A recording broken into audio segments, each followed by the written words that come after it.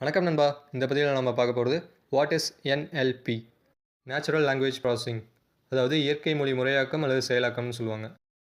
இது மனிதர்கள் பயன்படுத்துகிற மொழியை கணினிக்கு எவ்வளோ எளிதாக புரிய வைக்க முடியுங்கிற ஒரு கணினியல் நுட்ப முறை தாங்க இந்த இயற்கை மொழி முறையாக்கம்.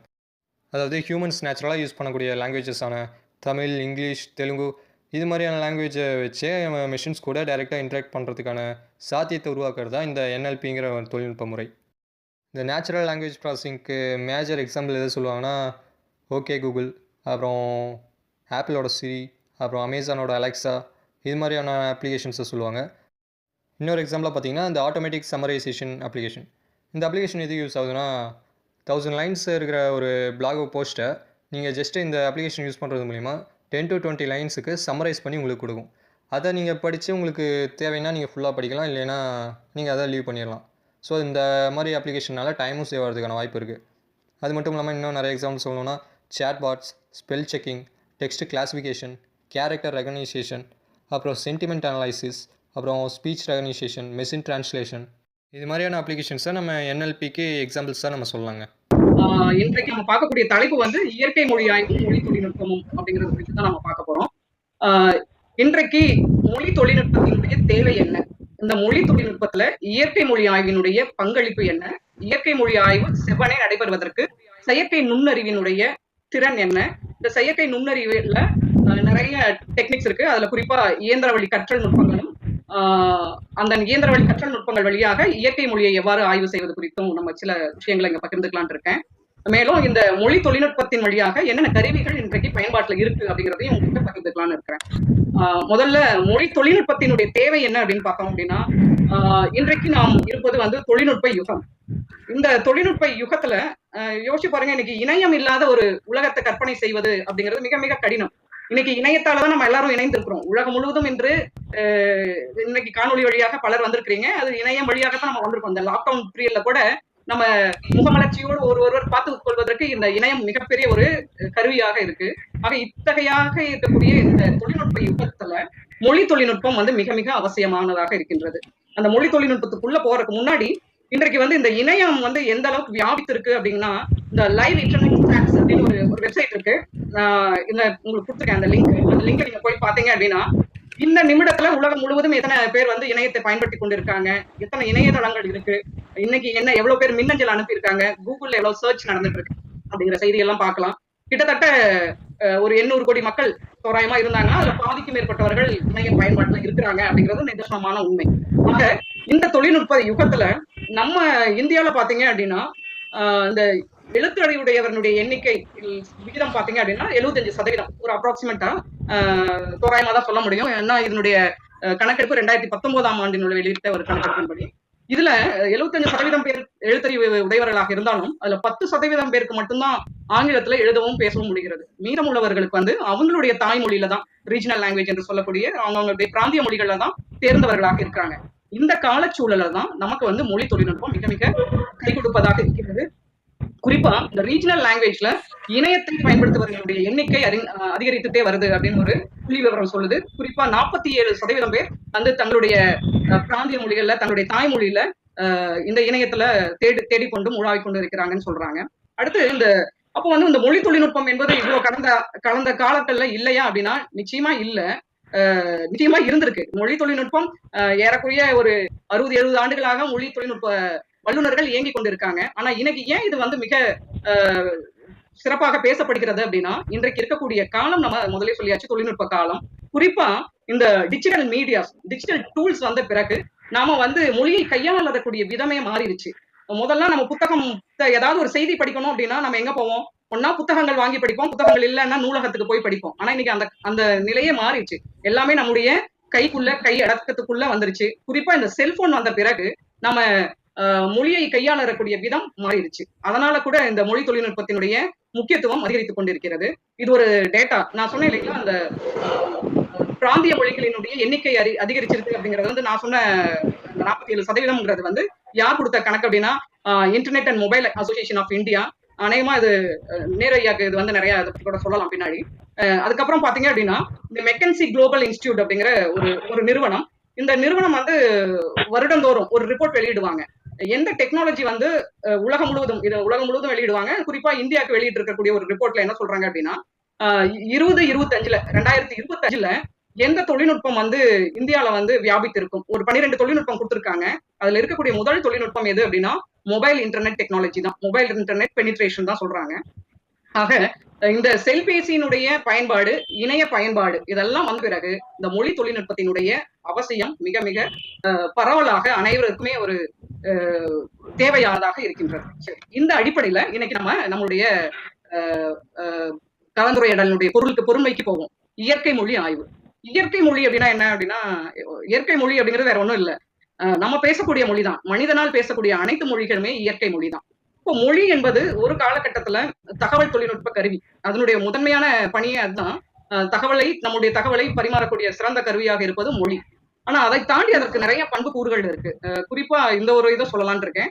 நம்முடைய இனத்தின் அடையாளத்தை வெளிப்படுத்துவதாக இருக்குது. அதனாலதான் மொழின்னு சொன்னோடனே எல்லாருமே ரொம்ப உணர்ச்சி வசப்படுறோம். மொழின்னு சொன்னோடனே எல்லாரும் ஒன்று கூடுகிறோம். இன்னைக்கு பாத்தீங்க அப்படின்னா பல நாடுகள்ல இருந்து இங்க வந்து கலந்துருக்கிறாங்க அப்படின்னா அதற்கு அடிப்படை வந்து டெக்னாலஜியா இருந்தாலும் அதற்கு உயிர்நாதமாக இருப்பது வந்து மொழிதான். அந்த மொழி பற்றினாலதான் இன்னைக்கு நம்ம எல்லாருமே இணைந்திருக்கிறோம்.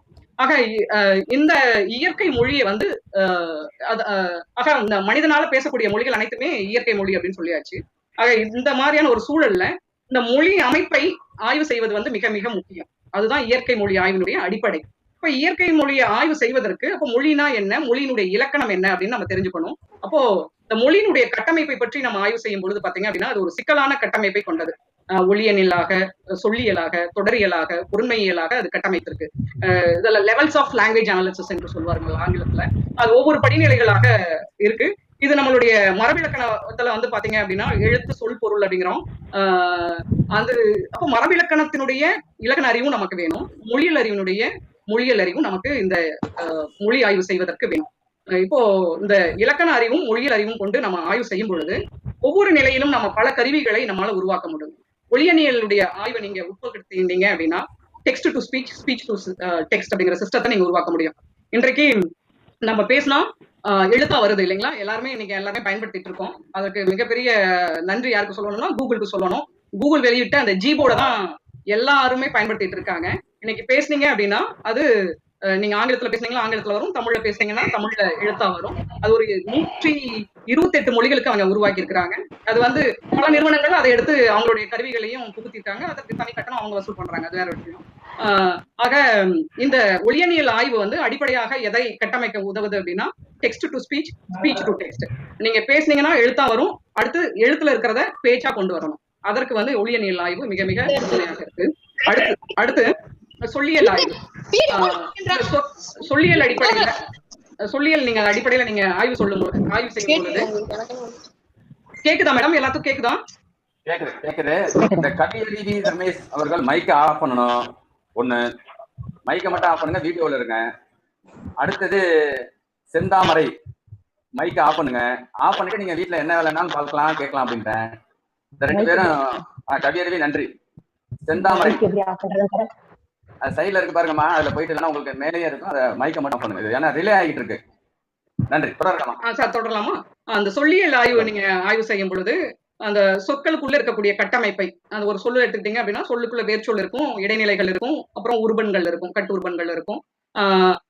அந்த மாதிரியான ஆய்வு செய்யும் பொழுது நீங்க என்ன மாதிரியான கருவிகளை உருவாக்கலாம் அப்படின்னா மார்ஃபாலஜிக்கல் அனலைசர், மார்ஃபாலஜிக்கல் ஜெனரேட்டர். இதெல்லாம் ஒன்றும் பெருசா இல்லைங்க, நம்ம சிறிய வகுப்புல படிச்சதுதான். மார்ஃபாலஜிக்கல் அனலைசர் அப்படிங்கிறது வேற ஒன்றும் இல்லை, பகுபத உறுப்பிலக்கணம். நம்ம ஒரு படித்தான் அப்படின்னு ஒரு சொல்ல வந்து நம்ம பகுபத உறுப்பிலக்கணம் பிரிச்சோம் அப்படின்னா படி கூட்டல் இத் கூட்டல் ஆண் பிரிக்கிறோம் இல்லைங்களா? அதான் மார்ஃபாலஜிக்கல் அனலைசர்.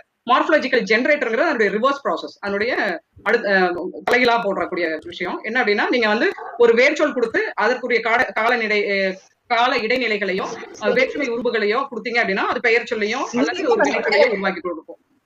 இப்ப படின்னு கொடுத்துட்டு அதற்குரிய இறந்த கால இடைநிலையும் கொடுத்து அதுக்குரிய திணையின் பால் காட்டும் விகுதிகளை கொடுத்துட்டீங்க அப்படின்னா இப்ப படி கூட்டல் இத்து கூட்டல் ஆண் அப்படிங்கிறத வந்து கொடுத்தீங்க அப்படின்னா அது படிக்கான் அப்படின்னு உருவாக்கி கொடுக்கும். அப்போ மார்ஃபாலஜிக்கல் அனலைசர் பகுபத உறுப்பிலக்கணம் வந்து பிரிச்சு கொடுக்கும். மார்ஃபாலஜிக்கல் ஜெனரேட்டர் வந்து பகுபத உருவாக்கி வந்து சொற்களை உருவாக்கி கொடுக்கும். ஸ்டெம்மர் லெமடைசரும் இதுல உருவாக்கலாம். ஸ்டெம்மர் அப்படிங்கிறது வேற ஒண்ணும் இல்ல, ஒரு வேர்ச்சொல்ல இருக்கக்கூடிய வேர் பகுதியை மட்டும் எடுத்து கொடுக்கும். லெமடைசரும் அதுதான், அதனுடைய வேலை தான். அடுத்து வந்து பாத்தீங்கன்னா தொடரியல். தொடரியல் அடிப்படையில நீங்க ஆய்வு செய்யும் பொழுது நீங்க வந்து சொல்லிலக்கண பகுப்பாய்வையே உருவாக்க முடியும். ஒரு ஒரு வாக்கியத்தில் இருக்கக்கூடிய சொற்கள் பெயர் சொல்லா, வினை சொல்லா, பெயரடையா, வினையடையா, பெயரெச்சமா, வினையெச்சமா அப்படின்னு உங்களுக்கு கொடுக்கும். அது வந்து ஆங்கிலத்துல பார்ட் ஆஃப் ஸ்பீச் டேகர் அப்படின்னு சொல்லுவாங்க. அடுத்து வந்து சங்கர்ங்கிறது வந்து என்ன அப்படின்னா ஒரு ஒரு ஒரு வாக்கியத்தில் இருக்கக்கூடிய சொற்கள் வந்து பெயர் தொடர் அப்படின்னு பிரிச்சு சொல்றோம். அடுத்து வந்து சின்டாட்டிக் பார்சர். சின்டாட்டிக் பார்சர் வந்து ஒரு தொடர் ஒரு வாக்கியத்தை வந்து தொடர்களாக பிரித்து கொடுக்கும். இது தொடரியல் ஆய்வுல நம்ம கட்டமைக்க முடியும். அடுத்து பொருண்மையல் ஆய்வுல பாத்தீங்க அப்படின்னா எப்படி வந்து சொற்கள் வந்து அந்த வாக்கியத்துல என்ன பொருண்மையில வெளிப்படுது அப்படிங்கிறத வெளிப்படுத்துறது தான் பொருண்மையல் ஆய்வு. அப்ப அந்த ஒரு சொல்லக்கூடிய அர்த்தத்தை கொடுக்கணும், அகராதியில இருக்கக்கூடிய அர்த்தத்தை கொடுக்கணும். ஆனா சில சமயம் வந்து அந்த சொல்லு வந்து வாக்கியத்துல வேற வகையான பொருளை கொடுக்கும், தனித்து வரும்போது வேறு வகையான பொருளை கொடுக்கும். அப்ப அதுக்கு வந்து பொருண்மை மயக்கங்கள் நிறைய இருக்கும். அந்த பொருண்மை மயக்கங்களை எல்லாம் நீக்கிறது தான் வந்து வேர்ட் சென்ஸ் டிஸ்ஆம்பிகுவேஷன் சொல்லுவோம், WSD சொல்லுவோம். அதுக்கு வந்து நிறைய டூல்ஸ் இருக்கு, ஆண்டாலஜி, வேர்ட்நெட் போன்ற டூல்கள் அதுக்கு உதவியாக இருக்கும். சரி, இதுல சில சிக்கல்கள் மட்டும் நான் சொல்லிட்டு நேரடியா எப்படி கட்டமைக்கலாம் அப்படிங்கிறது போறேன். இப்போ இந்த சொல்லிலக்கணத்துல எடுத்துக்கிட்டீங்க அப்படின்னா ஒரு சொல்லிலக்கணம் குறிப்பா நான் உருவாக்கணும் அப்படின்னா நமக்கு வந்து நான் முதலே சொல்லிட்டேன், நமக்கு இலக்கண மரபு இலக்கண அறிவும் வேணும், மொழியல் அறிவும் வேணும். இப்போ ஒரு வாக்கியம் இங்க இருக்கு பாருங்க. காலத்தில் மலரும் முல்லை மலரும் கொன்றை மலரும் கண்டால் என் முகம் மலரும். இதுல மலரும் அப்படிங்கிறது வந்து 4 இடத்துல வருது, ஆனா நான் 3 கலர்ல கொடுத்துருக்கேன். அப்போ இதுல வந்து பாத்தீங்க அப்படின்னா மலர் அப்படிங்கிறது வந்து 3 இலக்கண பொருண்மையை இங்க விளக்குவதாக இருக்கு. காலத்தில் மலரும் முல்லை அப்படின்னா இந்த இடத்துக்கு வந்து ஒரு பெயரச்சமாக இருக்கு. கார்காலத்தில் மலர்கின்ற முல்லை, மலரும் அப்படின்னு இந்த மலர் வந்து ஒரு பெயர் சொல்ல குறிப்பதாக இருக்கு. கொன்றை மலரும் வந்து பெயர் சொல்ல குறிப்பதா இருக்கு. கண்டால் என் முகம் மலரும். மலரும் அப்படிங்கிறது இந்த இடத்துக்கு மலர்தல் அப்படிங்கிறது வந்து என்ன பொருள்ல இருக்கு அப்படின்னா என்ன இலக்கண பொருண்மையில இருக்கு அப்படின்னா ஒரு வினைமுற்று பொருண்மையில இருக்கு. ஆக ஒரு சொல்லுதான், ஆனா அதுக்கு எத்தனை கிராமட்டிக்கல் கேட்டகரிஸ் பாருங்க. சிகப்பு நிறத்துல இருக்கக்கூடிய மலர் வந்து ஒரு பெயரெச்சமாகவும், ப்ளூ நிறத்துல இருக்கிறது வந்து ஒரு பெயராகவும், மஞ்சள் நிறத்துல இருக்கக்கூடியது ஒரு வினைமுற்றுமாகவும் இருக்கு. இது நம்ம மொழிக்கு மட்டும் இல்ல, இது எல்லா மொழிகளுக்கும். குறிப்பா ஆங்கிலத்துல ஒரு ஒரு உதாரணம் போட்டிருக்கேன். I went to railway station with your book to book A ticket. இதுல வித் யுவர் புக்லங்கிறது வந்து புக்குங்கிறது வந்து இங்க ஒரு பெயர் சொல், புக் ஏ டிக்கெட் அப்படிங்கிறது வந்து டிக்கெட்டை புக் பண்ண போறேன் அப்படிங்கிற ஒரு வினையை குறிப்பதாக இருக்கு. அப்போ சொல் அடிப்படையில நிறைய மயக்கங்கள் இருக்கு, லெக்சிக்கல் ஆம்பிகுட்டி அப்படின்னு சொல்லுவோம். அடுத்து தொடரியல்ல பாத்தீங்க அப்படின்னா ஒரு சின்ன தொடர் தான் நாங்க எடுத்து உங்களுக்கு உதாரணமா கொடுத்துருக்கேன். பழைய மாணவர் விடுதி அப்படிங்கிற ஒரு தொடர் எடுத்துக்கிட்டீங்க.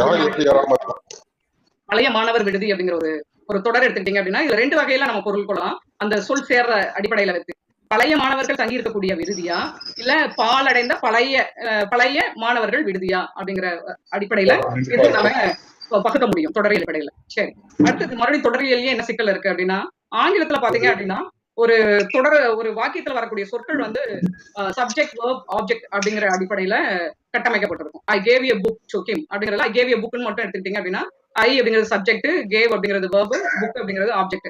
ஒண்ணும் இல்ல, எழுவாய் பயனிலை செய்யப்படு பொருள் அப்படிங்கிற கட்டமைப்புல இருக்கும். ஆனா தமிழ்ல அதுக்கு மாற்றா எழுவாய் செய்யப்படு பொருள் வினை அப்படிங்கிற கட்டமைப்புல இருக்கும். ஆனா ஆங்கிலத்துல பாத்தீங்க அப்படின்னா அது ஒரு ஃபிக்ஸ்ட் ஆர்டரா தான் இருக்கும். ஐ gave a book to him அப்படின்னா அப்படிதான் இருக்கும். To him I gave book அப்படின்னா அதனுடைய கட்டமைப்பு அப்படி மாறி வராது. அப்படி மாறி வந்தா நம்மளுக்கு பொருள் தராது. புக்கு, கேவு, ஹிம், ஐ அப்படின்னு போட்டீங்க அப்படின்னா அது பொருள் உங்களுக்கு உணர்த்தாது. ஆனா தமிழ்ல பாத்தீங்க அப்படின்னா இந்த கட்டமைப்பு வந்து ஃப்ரீ போர்ட் ஆர்டர்னு சொல்லுவோம். நம்மளுடைய அந்த சொற்களினுடைய வருகை நிலை வந்து நெகிழ்வுத்தன்மை மிக்கதாக இருக்கும். நான் அவருக்கு ஒரு புத்தகம் கொடுத்தேன் அப்படிங்கிற அந்த வாக்கியத்தை அவருக்கு நான் ஒரு புத்தகம் கொடுத்தேன், ஒரு புத்தகம் நான் அவருக்கு கொடுத்தேன், நான் ஒரு புத்தகம் அவருக்கு கொடுத்தேன், அவருக்கு ஒரு புத்தகம் நான் கொடுத்தேன் அப்படின்னு எப்படி மாறி வந்தாலும் அதனுடைய பொருள் வந்து மாறாது. இது வந்து நம்மளுடைய தொடரியல்ல இருக்கக்கூடிய ஒரு சிறப்பம்சம். ஆனா ஆங்கிலத்துல அப்படி இருக்கு. இதெல்லாமே வந்து பின்னாடி வந்து மெஷின் டிரான்ஸ்லேஷன் வரப்போ இதெல்லாம் தான் பெரிய சிக்கலாக இருக்கும். மேப் பண்ணணும். எஸ்ஓவி ஸ்ட்ரக்சரை வந்து எஸ்விஓட ஸ்ட்ரக்சரோட மேப் பண்ணுவீங்க. ஆனா வந்து அந்த வேர்ட் ஆர்டர் வந்து பிக்சடா இருக்காது. இங்க வந்து ரிலேட்டிவ்லி ஃப்ரீ ஆர்டர் லாங்குவேஜா இருக்கும் நம்ம மொழியில. அவங்களுக்கு வந்து பிக்ஸ்ட் ஆர்டரா இருக்கும். அதெல்லாம் வந்து நமக்கே கஷ்டமா இருக்கிறப்போ மெஷினுக்கு அதை வந்து சொல்லிக் கொடுப்பது என்பது எவ்வளவு கடினம் அப்படிங்கிறதுக்காக ஒரு சில உதாரணம். அதேதான் இது ஒரு சின்டாட்டிக் பார்சரா வரப்போ எப்படி வரும். ராமா மேரிட் சீதா, ராமன் சீதையை மணந்தான் அப்படிங்கிற ஒரு வாக்கியத்தை வந்து சின்டாட்டிக்கல் ட்ரீல சின்டாட்டிக் பார்சர்ல தொடரியல் பகுப்பாய்வியில கொடுக்குறப்போ அது உங்களுக்கு வந்து ராமா மேரிட் சீதா, அது வந்து ராமாங்கிறது சப்ஜெக்ட், மேரிட்ங்கிறது வேர்பு, ஆப்ஜெக்ட் வந்து சீதா அப்படின்னு கொடுத்துரும். ஆனா வந்து இங்க பாத்தீங்க அப்படின்னா அங்க வந்து ஆங்கிலத்துல கேஸ் மார்க்கஸ் கிடையாது. வேற்றுமை உருவுகளை வந்து பெயர் சொற்கள் ஏற்று வராது. ஆனா நம்மளுக்கு வந்து பெயர் சொற்கள் வேற்றுமை உருவை ஏற்று வரும். ராமன் சீதையை ஐ அப்படிங்கிற வேற்றுமை உருவு இங்க நமக்கு வந்திருக்கு, மணந்தான் அப்படிங்கிறது வந்திருக்கும். அப்போ இதெல்லாம் நமக்கு பின்னாடி வந்து மெஷின் டிரான்ஸ்லேஷன்ல வரப்போ இல்ல சின்டாட்டிக்கா நம்ம வந்து ஒப்பிட்டு பார்க்கறப்போ நமக்கு இதெல்லாம் ஒரு சிக்கலை விளைவிக்கும். அதே மாதிரி இந்த பொருண்மை நிலையில நம்ம பாக்குறப்போ ஐ வென்ட் டு பேங்க். இந்த இடத்துக்கு பேங்க் அப்படிங்கிறது வந்து ஒரு பெயர்ச்சொல் தான். ஆனா அந்த பேங்க் வந்து ஒரு பொருண்மை மயக்கமா இருக்கு. என்ன அப்படின்னா சும்மா நம்ம வந்து ஐ வென்ட் டு பேங்க் அப்படின்னா நம்ம வந்து வங்கிக்கு போனோமா அல்லது ரிவர் பேங்க் ஆற்றங்கரைக்கு நம்ம போனோமா அப்படிங்கிற ஒரு பொருண்மை மயக்கத்தை கொடுக்கும். அப்புறம் வெறும் அது படி அப்படின்னு சொல்றப்ப அந்த இந்த இந்த படி அப்படிங்கிறது வந்து ஒரு பெயர்ச்சொல் தான். இந்த பெயர்ச்சொல் வந்து அது மாடிப்படியை குறிக்குதா அல்லது அளக்கின்ற படியை குறிக்குதா அப்படிங்கிற ஒரு பொருண்மை மயக்க சிக்கலை இங்க விளைவிக்கிறதாக இருக்கும். இந்த மாதிரியான பல சிக்கல்கள் இருக்கு. நான் ரொம்ப ரொம்ப இருக்கிறதுலயே ரொம்ப குறைவான சிக்கல்களை எடுத்து அடிகோடிட்டு காட்டியிருக்கேன். ஆக மொழியினுடைய கட்டமைப்பே ரொம்ப சிக்கலானது. அந்த கட்டமைப்பை வந்து முதல்ல நாம புரிஞ்சுக்கணும். இலக்கண அறிவு கொண்டும் மொழியியல் அறிவு கொண்டும் நாம புரிஞ்சுக்கணும். நாம புரிந்ததை நாம வந்து இப்ப என்ன பண்ணணும் அப்படின்னா இயற்கை மொழி ஆய்வு செய்யறப்போ அதை வந்து நம்ம மெஷினுக்கு சொல்லிக் கொடுக்கணும். அதான் வந்து இயற்கை மொழி ஆய்வு. அது இயற்கை மொழி செயலாக்கம்னு தான் இயற்கை மொழி ஆய்வுன்னு சொல்லலாம். நேச்சுரல் லாங்குவேஜ் ப்ராசஸிங் அப்படின்னு ஆங்கிலத்துல சொல்லுவாங்க. இந்த நேச்சுரல் லாங்குவேஜ் ப்ராசஸிங் பாத்தீங்க அப்படின்னா நம்ம நாட்டுல தான் இன்னும் வந்து இது வளர்ச்சி உறாத நிலையில இருக்கு. ஆனா வந்து மேலை நாடுகள்ல குறிப்பா ஐரோப்பியா மற்றும் அமெரிக்கா போன்ற நாடுகள்ல வந்து இது மிகவும் வளர்ந்த ஒரு நிலையில இருக்கக்கூடிய துறையா தான் இருக்கு. அதனாலதான் அவங்க வந்து பாத்தீங்க அப்படின்னா ஆங்கிலத்துக்கு வந்து இன்னைக்கு எவ்வளவோ சிஸ்டம்ஸ் வந்து உருவாக்கிட்டாங்க. ஆனா நம்மளால வந்து இன்னும் உருவாக்குவதற்கு காரணம் வந்து இந்த இயற்கை மொழி ஆய்வு வந்து இன்னும் செவ்வனே முன்னெடுக்கல அப்படிங்கறதுதான் ஆணித்தரமான உண்மை. இங்கேயும் நிறைய பேர் செஞ்சுட்டு இருக்காங்க. தமிழகத்திலும் கடந்த ஒரு 20-25 ஆண்டுகளாக செய்துட்டு இருக்காங்க. ஆனாலும் இன்னும் அந்த வீச்சு வந்து மேலை நாடுகளுக்கு ஒப்பானதாக இல்லை அப்படிங்கிறதுதான் உண்மை. சரி, ஓகே. அப்போ இயற்கை மொழி ஆய்வு அப்படிங்கிறது என்ன அப்படின்னா இயற்கை மொழி ஆய்வு வந்து அப்படிங்கிறது ஒரு ஒண்ணும் இல்ல, ஒரு இயற்கை மொழி, மனிதன் பேசக்கூடிய ஒரு இயற்கை மொழிய இலக்கண அறிவுடனும் மொழியியல் அறிவுடனும், அதற்காக நான் உங்களுக்கு அந்த ஸ்லைட்ஸ் எல்லாம் போட்டேன். இலக்கண அறிவுடனும் மொழியியல் அறிவுடனும் ஆய்வு செய்து தொழில்நுட்பத்தை பயன்படுத்தி செயலாக்கம் செய்வதுதான் வந்து இயற்கை மொழி ஆய்வுன்னு சொல்றோம். சரி, இந்த இயற்கை மொழியினுடைய ஆய்வினுடைய நோக்கம் என்ன அப்படின்னு பாத்தீங்க அப்படின்னா இயற்கை மொழியினுடைய ஆய்வினுடைய நோக்கம் வேற ஒண்ணும் இல்ல. ஒரு இயற்கை மொழியை நீங்க வந்து உள்ளீடாக கொடுத்தீங்க அப்படின்னா கணினியோ அல்லது ஒரு சிஸ்டமோ அந்த இயற்கை மொழியை புரிஞ்சுக்கணும். புரிஞ்சுட்டு நாம கேட்கக்கூடிய கேள்விக்கு அல்லது நம்ம ப்ராசஸ் பண்ணக்கூடிய செயல்பாட்டை புரிந்து கொண்டு அதற்கான விடையை அது உருவாக்கி தரணும். அதுதான். உதாரணத்துக்கு வேற ஒண்ணும் இல்ல, இதனுடைய உச்சகட்டமான நோக்கம் என்ன அப்படின்னா ஒரு மனிதன் ஒரு மொழியை எவ்வாறு கையாடுகின்றான், நாம எப்படி வந்து ஒரு மொழியை வந்து படிக்கின்றோமோ எழுதுகின்றோமோ அல்லது பேசுகின்றோமோ அது மாதிரி ஒரு மெஷினை செய்ய வைக்கணும். அதுதான் வந்து இயற்கை மொழி ஆய்வினுடைய நோக்கம். சரி, இதை வந்து எப்படி செயல்படுத்துறாங்க, இந்த இயற்கை மொழி ஆய்வை எவ்வாறு எந்த முறையில செயல்படுத்திட்டு இருக்காங்க அப்படின்னா அன்று தொட்டு இன்று வரை 2 முறைகள் தான். ஒண்ணு வந்து விதிசார் முறை, மற்றொன்று தரவுசார் முறை. விதிசார் முறை அப்படிங்கிறது ஆங்கிலத்துல ரூல் பேஸ்ட் அப்ரோச்னு சொல்லுவாங்க. ரூல் பேஸ்ட் அப்ரோச் அப்படிங்கிறது வேற ஒண்ணும் இல்ல, மொழியில இருக்கக்கூடிய இலக்கண அறிவை கணினிக்கோ அல்லது ஒரு சிஸ்டம்க்கோ நீங்க கொடுக்குறப்போ அதை விதிகளாக மாற்றி கொடுப்பீங்க. ஹேண்ட் கோடர் ரூல்ஸ் அப்படின்னு சொல்லுவாங்க. விதிகளாக மாற்றி கொடுப்பீங்க.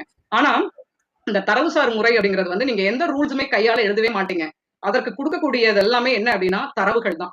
இந்த தரவுகள் வழியாக ஒரு மெஷின் வந்து நீங்க வந்து கத்துக்கொள்ள வைப்பீங்க.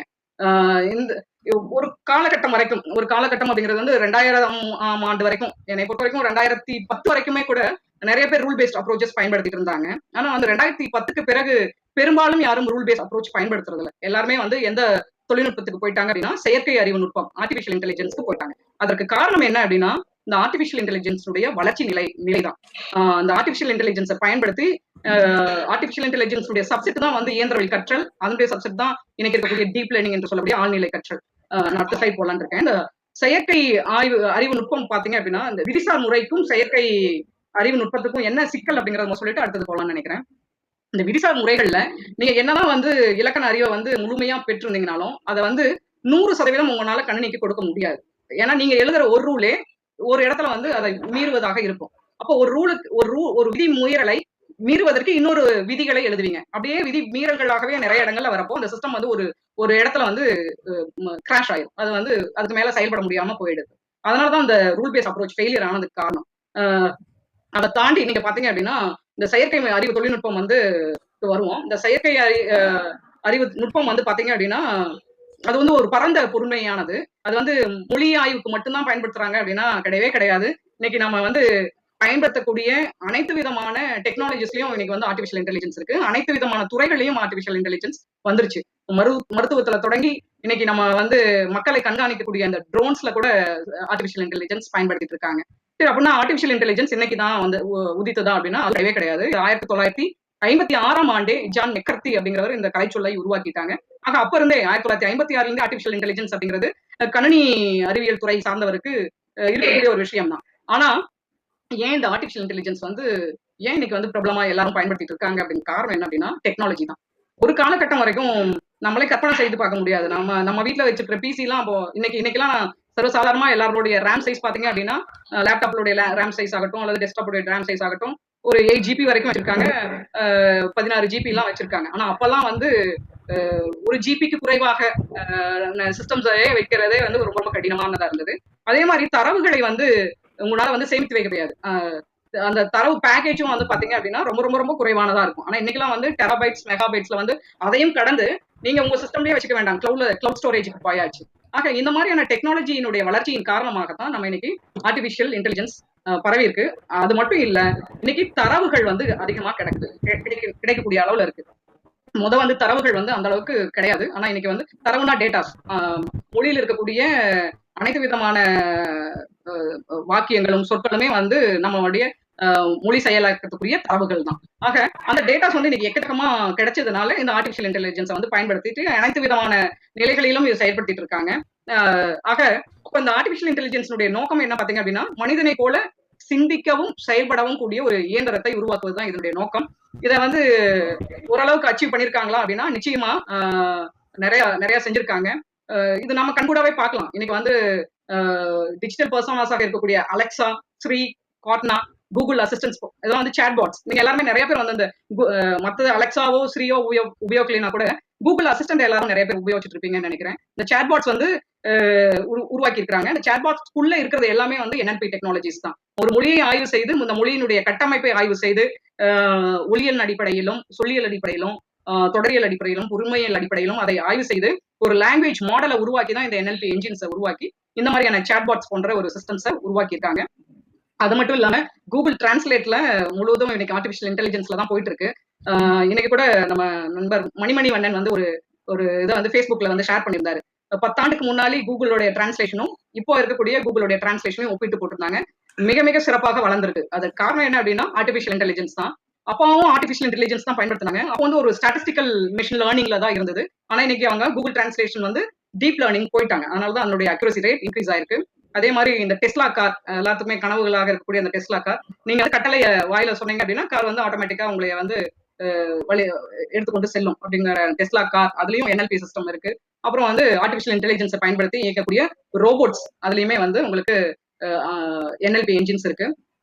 இந்த ரோபோட் அப்படின்னோடனே நீங்க நம்ம தமிழ்ல அந்த சினிமா எந்திரன் படத்தை கூட நீங்க எந்திரன் படத்துல இருக்கக்கூடிய அந்த சிட்டி ரோபோ கூட நீங்க கற்பனை செய்து பார்த்துக்கலாம். அப்போ நம்ம ஒரு கட்டளை இடும்போது அது செய்யுது அப்படின்னா அதுக்கு வந்து சிந்திக்க வந்து அந்த லாங்குவேஜ் டெக்னாலஜி உறுதுணையா இருக்கு. அதுக்குள்ள NLP என்ஜின் இருக்கு அப்படிங்கிறதையும் நீங்க இதுல இந்த இடத்துக்கு நினைவு கொள்ள வேண்டும். இது வந்து நம்ம சைனா எதுலயுமே வந்து ரொம்ப ஃபாஸ்ட்டுங்க. கொரோனா பரவாயில்ல மன்னிக்கணும், எல்லாத்துலயுமே அது வந்து ரொம்ப விரைவா செயலாற்றக்கூடியதுதான். குறிப்பா அவங்க வந்து லாங்குவேஜ் டெக்னாலஜியில அவங்க அடைந்த உச்சத்தை நாம் இன்னும் தொடவே இல்லை. அவங்க வந்து சீன மொழிக்கு வந்து பல கருவிகளை மொழியாய்வு கருவிகளை உருவாக்கி அதன் வழியாக நிறைய சிஸ்டம்ஸ் உருவாக்கி இருக்கிறாங்க. இது வந்து 2018ஆம் ஆண்டு இறுதியில அவங்க வெளியிட்ட ஒரு சிஸ்டம். இது வந்து என்ன அப்படின்னா இங்க ஒருவர் வந்து நீட்டா கோட் சூட்லாம் போட்டு இருக்காரு இல்லையா, அவரு இல்ல, அது வந்து ஒரு ரோபோ. இங்கிலீஷ்ல நியூஸ் வாசிக்கக்கூடிய ஒரு ரோபோ. பொதுவா நியூஸ் செய்தி வாசிப்பாளர்களுக்கு பாத்தீங்க அப்படின்னா செய்தியை மட்டும் தான் அவங்க வாசிப்பாங்க. செய்தியை அவங்க உருவாக்குவாங்களா அப்படின்னா சரிங்க சார். இப்ப கேக்குதா சார்? ஹலோ சார், கேக்குதா? இந்த சார் கேக்குதா? பேச்சு வந்து ரொம்ப இழுக்கிற மாதிரி இருக்கு, கிட்ட உட்கார்ந்து பேசுங்க. சரி சரி. முதல்ல கேட்டுதான், நான் அதே கட்டாய் கேக்குது, விட்டு கேக்குது. இப்ப கேக்குது, இப்ப கேக்குது. ஓகே ஓகே, சரிங்க சார். கேக்குது மேடம், கேக்குது. சரிங்க சார், இப்போ கேக்குது. சரி, ஓகே ஓகே சார். இந்த செய்தி வாசிக்கக்கூடிய இந்த ரோபோ வந்து பாத்தீங்க அப்படின்னா அந்த செய்தி வாசிப்பாளர்களுக்கு வந்து செய்தி மட்டும் தான் வாசிப்பாங்க. அந்த செய்தியை வந்து உருவாக்குவதற்கு ஒரு டீம் இருக்கும். அவங்க தான் உருவாக்கி கொடுப்பாங்க, அவங்க செய்தியை மட்டும் வாசிப்பாங்க. ஆனா இந்த ரோபோவுக்கு வந்து இன்னும் கூடுதலான திறன் இருக்கு. என்ன அப்படின்னா இதுவே வந்து செய்தியை சேகரித்துக் கொள்ளும். இதுவே செய்தியை சேகரித்து செய்தியை உருவாக்கி அதுவே ஆட்டோமேட்டிக்கா 24/7 24 மணி நேரமும் செயலாற்றக்கூடிய ஒரு சிஸ்டம் தான் இந்த சிஸ்டம். அதுக்குடைய லிங்க்கும் கொடுத்துருக்கேன். நீங்க யூடியூப்ல போய் ஒரு வீடியோ இருக்கு, இதை பாத்தீங்க அப்படின்னா இதனுடைய உச்சரிப்பு கூட மிக மிக அருமையா இருக்கும். இது ஆக்சுவலா வந்து இந்த மாடல் வந்து பாத்தீங்க அப்படின்னா அங்க இருக்கிற ஒரு நியூஸ் ரீடருடைய முகம் தான் இதுக்கு. அதே மாதிரி அந்த நியூஸ் ரீடருடைய வாய்ஸை தான் இதுக்கும் பிக்ஸ் பண்ணிருக்காங்க. ரொம்ப அற்புதமா இருக்கும். நீங்க இந்த யூடியூப் சேனல்ல போயிட்டு நான் உங்களுக்கு பின்னாடி இதெல்லாம் லிங்க் அனுப்புறேன். இந்த லிங்க் இப்ப போனா நம்மளுக்கு நேரம் இல்லை, நான் அடுத்த ஸ்லைடு போறேன். இந்த மாதிரியான சிஸ்டம் வந்து உருவாக்கிருக்காங்க. சரி, ஓகே. அப்ப அந்த தரவுசார் அடிப்படையில உருவாக்கக்கூடிய இந்த செயற்கை அறிவு நுட்பத்துல வந்து பாத்தீங்க அப்படின்னா, நான் முதலே சொல்லிட்டேன், இந்த செயற்கை அறிவு நுட்பம் வந்து இதனுடைய எப்படி செயல்படுதுன்னா, இயந்திர வழி கற்றலாகவும் ஆழ்நிலை கற்றல், டீப் லேர்னிங் என்று சொல்லக்கூடிய ஆழ்நிலை கற்றல், செயற்கை நுண்ணறிவினுடைய ஒரு சப்செட் தான் வந்து, ஒரு உட்பிரிவு தான் வந்து இயந்திர வழி கற்றல், மிஷின் லேர்னிங் என்று சொல்லக்கூடிய இயந்திர வழி கற்றல். இயந்திர வழி கற்றலினுடைய ஒரு உட்பிரிவு தான், இல்ல சப்செட் தான் வந்து ஆழ்நிலை கற்றல். சரி, அது அப்போ நம்ம இந்த இயந்திர வழி கற்றல் வழியாக எப்படி வந்து நம்ம வந்து தமிழுக்கான கணினியல் கருவிகளை, மொழியியல் கருவிகளை, மொழி கருவிகளை உருவாக்குது அப்படிங்கறத நம்ம பார்க்கலாம். அப்போ இந்த இயந்திர வழி கற்றல்ல பாத்தீங்கன்னா ரெண்டு நிலை இருக்கும். ஒண்ணு வந்து வேற ஒண்ணும் இல்லைங்க. ஒரு குழந்தைக்கு முதல்ல என்ன பண்ணுவோம்? சொல்லிக் கொடுப்போம். அதுக்கப்புறம் என்ன பண்ணுவோம்? சொல்லிக் கொடுத்ததை திரும்ப செய் அப்படின்னு கேட்போம். அதே தான் இங்கேயும். முதல்ல இயந்திர வழி கற்றல்ல நம்ம வந்து அதுக்கு வந்து ட்ரைனிங்கா இல்ல லேர்னிங் பயிற்சி கொடுக்குறோம். அந்த பயிற்சி வச்சுக்கிட்டு அது வந்து மொழி மாதிரிகளை உருவாக்கிக்கும், லாங்குவேஜ் மாடல்ஸ் உருவாக்கிக்கும். அந்த லாங்குவேஜ் மாடல்ஸ் எப்படி செயல்படும்னா, நம்மளுடைய மூளையில எப்படி வந்து மொழி குறித்த திறன் இருக்கோ அது மாதிரி செயல்படும். அது அப்புறம் நீங்க புதிதாக ஒரு ஒரு செய்தியை கொடுத்து அதற்கான பதில கேட்டீங்க அப்படின்னா அது உங்களுக்கு கணித்து கொடுக்கும். அந்த லாங்குவேஜ் மாடல்ஸை பயன்படுத்தி கணித்து கொடுக்கும். இந்த இரு நிலைகள்ல இயந்திர வழி கற்றல் நடைபெறும். இந்த இயந்திர வழி கற்றல் நடைபெறக்கு தான் நான் சொன்னது, இந்த மாடல்ஸ், லாங்குவேஜ் மாடல்ஸ், லேர்னிங் பயிற்சியும் ப்ரெடிக்ஷனும் தான் அதனுடைய வேலை. லேர்னிங்கும் ப்ரெடிக்ஷனும் வச்சுக்கிட்டு இதை வந்து நம்ம வந்து 3 வகையில இதை பிரிக்கிறாங்க. என்ன அப்படின்னா, ஒன்னு வந்து சூப்பர்வைஸ்ட் லேர்னிங், மற்றொன்று அன்சூப்பர்வைஸ்ட் லேர்னிங், இன்னொன்னு ரீஇன்ஃபோர்ஸ்மெண்ட் அல்லது செமி சூப்பர்வைஸ்ட் லேர்னிங் அப்படின்னு சொல்றோம். இதெல்லாம் வந்து நம்மளுக்கு புரியுற மாதிரியே பேசுவோம். ஒன்னும் பெரிய supervise machine learning, unsupervise machine லேர்னிங்னா நமக்கு கத்துக்க முடியாதது கிடையாது, தெரிந்து கொள்ள முடியாது, கத்துக்குங்கிறத விட தெரிந்து கொள்ள முடியாத விஷயம் கிடையாது, எல்லாரும் தெரிந்து கொள்ளக்கூடிய விஷயம் தான்.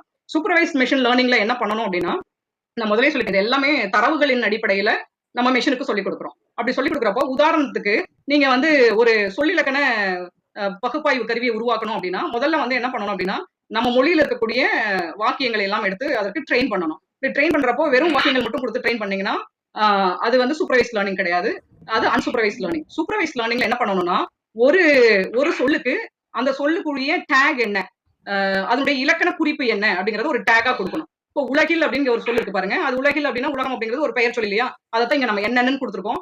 இதெல்லாமே இந்த டேக் செட்ஸ் எல்லாமே ஒவ்வொருத்தருடைய இதுக்காக நம்ம கொடுத்துருக்கிறது தான். இந்த டேக் செட்னுடைய போன ஏதோ செஷன்ல கேட்டாங்க, இந்த டேக் செட்டை வந்து தரப்படுத்திருக்காங்களா அப்படின்னா, டேக் செட்டை வந்து தரப்படுத்திருக்காங்க. எம்ஹெச்ஆர் இருக்கக்கூடிய TDIL, technology development for Indian languages அப்படிங்கிற அமைப்பு வந்து இந்த இந்திய மொழிகளுக்கான டேக் செட்டை வந்து தரப்படுத்தி இருக்கிறாங்க. அது எல்லா மொழிகளுக்கும் இணையாக இருக்கக்கூடிய ஒரு டேக் செட்டை தரப்படுத்திருக்காங்க. அதன் அடிப்படையில தான் இந்த டேக் செட் உருவாக்குச்சு. இப்போ இந்த உலகில் அப்படிங்கிறது ஒரு நவுனு, பெயர்ச்சொல். 5 அப்படிங்கிறது வந்து ஒரு எண், கார்டினல். வல்லரசு அப்படிங்கிறது ஒரு நவுன், ஆனா அது வந்து ஒரு கூட்டு, வல்லரசு நாடு அப்படின்னு சேர்ந்துதான், அதனால தான் இந்த இடத்துக்கு என்என்சின்னு போட்டிருக்கிறோம். அந்த மாதிரி ஒரு சொல்லுக்கு இணையான இலக்கண குறியீட்டையும் நீங்க கொடுத்துடணும். அதாவது மேத்தமெட்டிக்கலா சொல்லணும்னா, n செட் ஆஃப் எக்ஸ் இருந்ததுன்னா n செட் ஆஃப் ஒய் டேக்ஸையும் நீங்க மேப் பண்ணிடணும். இதுக்கு இதுதான் அப்படின்னு மேப் பண்ணிட்டு அதை வந்து நீங்க அந்த மிஷினுக்கு சொல்லிக் கொடுக்கணும்.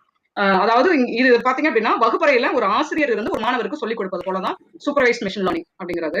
அன்சூப்பர்வைஸ் மிஷின் லேர்னிங் அப்படிங்கிறதுல வந்து நீங்க இங்க ஒன்னும் சொல்லியே கொடுக்க வேண்டாம். நீங்க தரவுகளை கொடுத்தீங்க அப்படின்னா, அந்த தரவுகளை வைத்துக்கொண்டு இந்த மிஷினே வந்து அந்த செட் ஆஃப் டேட்டாஸ் அனாலிசிஸ் பண்ணி அதை பிரிச்சு கொடுத்துரும். ஒரு செட் ஆஃப் டேட்டாஸ்ல எதெல்லாம் பெயர் சொல், எதெல்லாம் வினைச்சொல் அப்படிங்கறத அதுவே பிரிச்சு கொடுத்துரும். ஒரு அழகான உதாரணம் வந்து உங்களுக்கு எல்லாத்துக்குமே புரியுற மாதிரி சொல்லலாம் அப்படின்னா, இப்ப வந்து இந்த கிரிக்கெட் இருக்கு இல்லைங்களா, அந்த கிரிக்கெட்ல பவுலர்ஸோடைய ஸ்கோரும் பேட்ஸ்மேனோடைய ஸ்கோரும் ரன் ரேட்டும் பாத்தீங்க அப்படின்னா ரொம்ப ரொம்ப அந்த வித்தியாசம் தெரியும். அதே மாதிரி பேட்ஸ்மேனோடைய விக்கெட் ரேட் பாத்தீங்க அப்படின்னா மிக மிக குறைவா இருக்கும். அதே மாதிரி பவுலரோட விக்கெட் ரேட் வந்து அதிகமா இருக்கும். அப்போ நீங்க வந்து ஒரு கிரிக்கெட் அணியினுடைய ஒரு 10 வருட காலத்தினுடைய டேட்டா இருந்துச்சு அப்படின்னா, அந்த டேட்டாவெல்லாம் அந்த அன்சூப்பர்வைஸ்ட் மிஷின் லேர்னிங் சிஸ்டம்ல கொடுத்தீங்க அப்படின்னா, அது அழகா வந்து இந்த இதுல இருக்கிறவங்க வந்து சார், இதுல இருக்கிறவங்க பேட்ஸ்மேன். ஹலோ, அடுத்த ஸ்லைடு வரல, ஸ்லைடு அடுத்து மாறல பாருங்க. சரி, இல்ல இங்க இல்ல, நான் ஒரே ஸ்லைடு வச்சு தான் பேசிட்டு இருக்கேன், எல்லாத்துலயும் இதுல தான் போட்டுருக்கேன். சரிங்க மேடம், ஓகே, பேசுங்க. சரிங்க, இது வந்து அன்சூப்பர்வைஸ்ட். உங்களுக்கு இந்த இது தெரியுதா, மவுஸ் மூவ் ஆகுறது? அதுல வந்து அது தெரியல, ஆர்டிபிஷியல் மட்டும் இருக்கா, அந்த மனிதர் மட்டும் இருக்காப்ல. அப்படியா? செய்தி வாசிப்பா? ஆமா, அதை தாண்டி வரல சார், வரல. அதான். ஓ ஐயோ, சரி, அப்ப நான் வெளியே போயிட்டு வரேன். ஒன்னும் பிரச்சனை இல்லை, நான் வெளியே போயிட்டு மறுபடியும் சார் ஸ்கிரீன் கொடுக்குறேன்.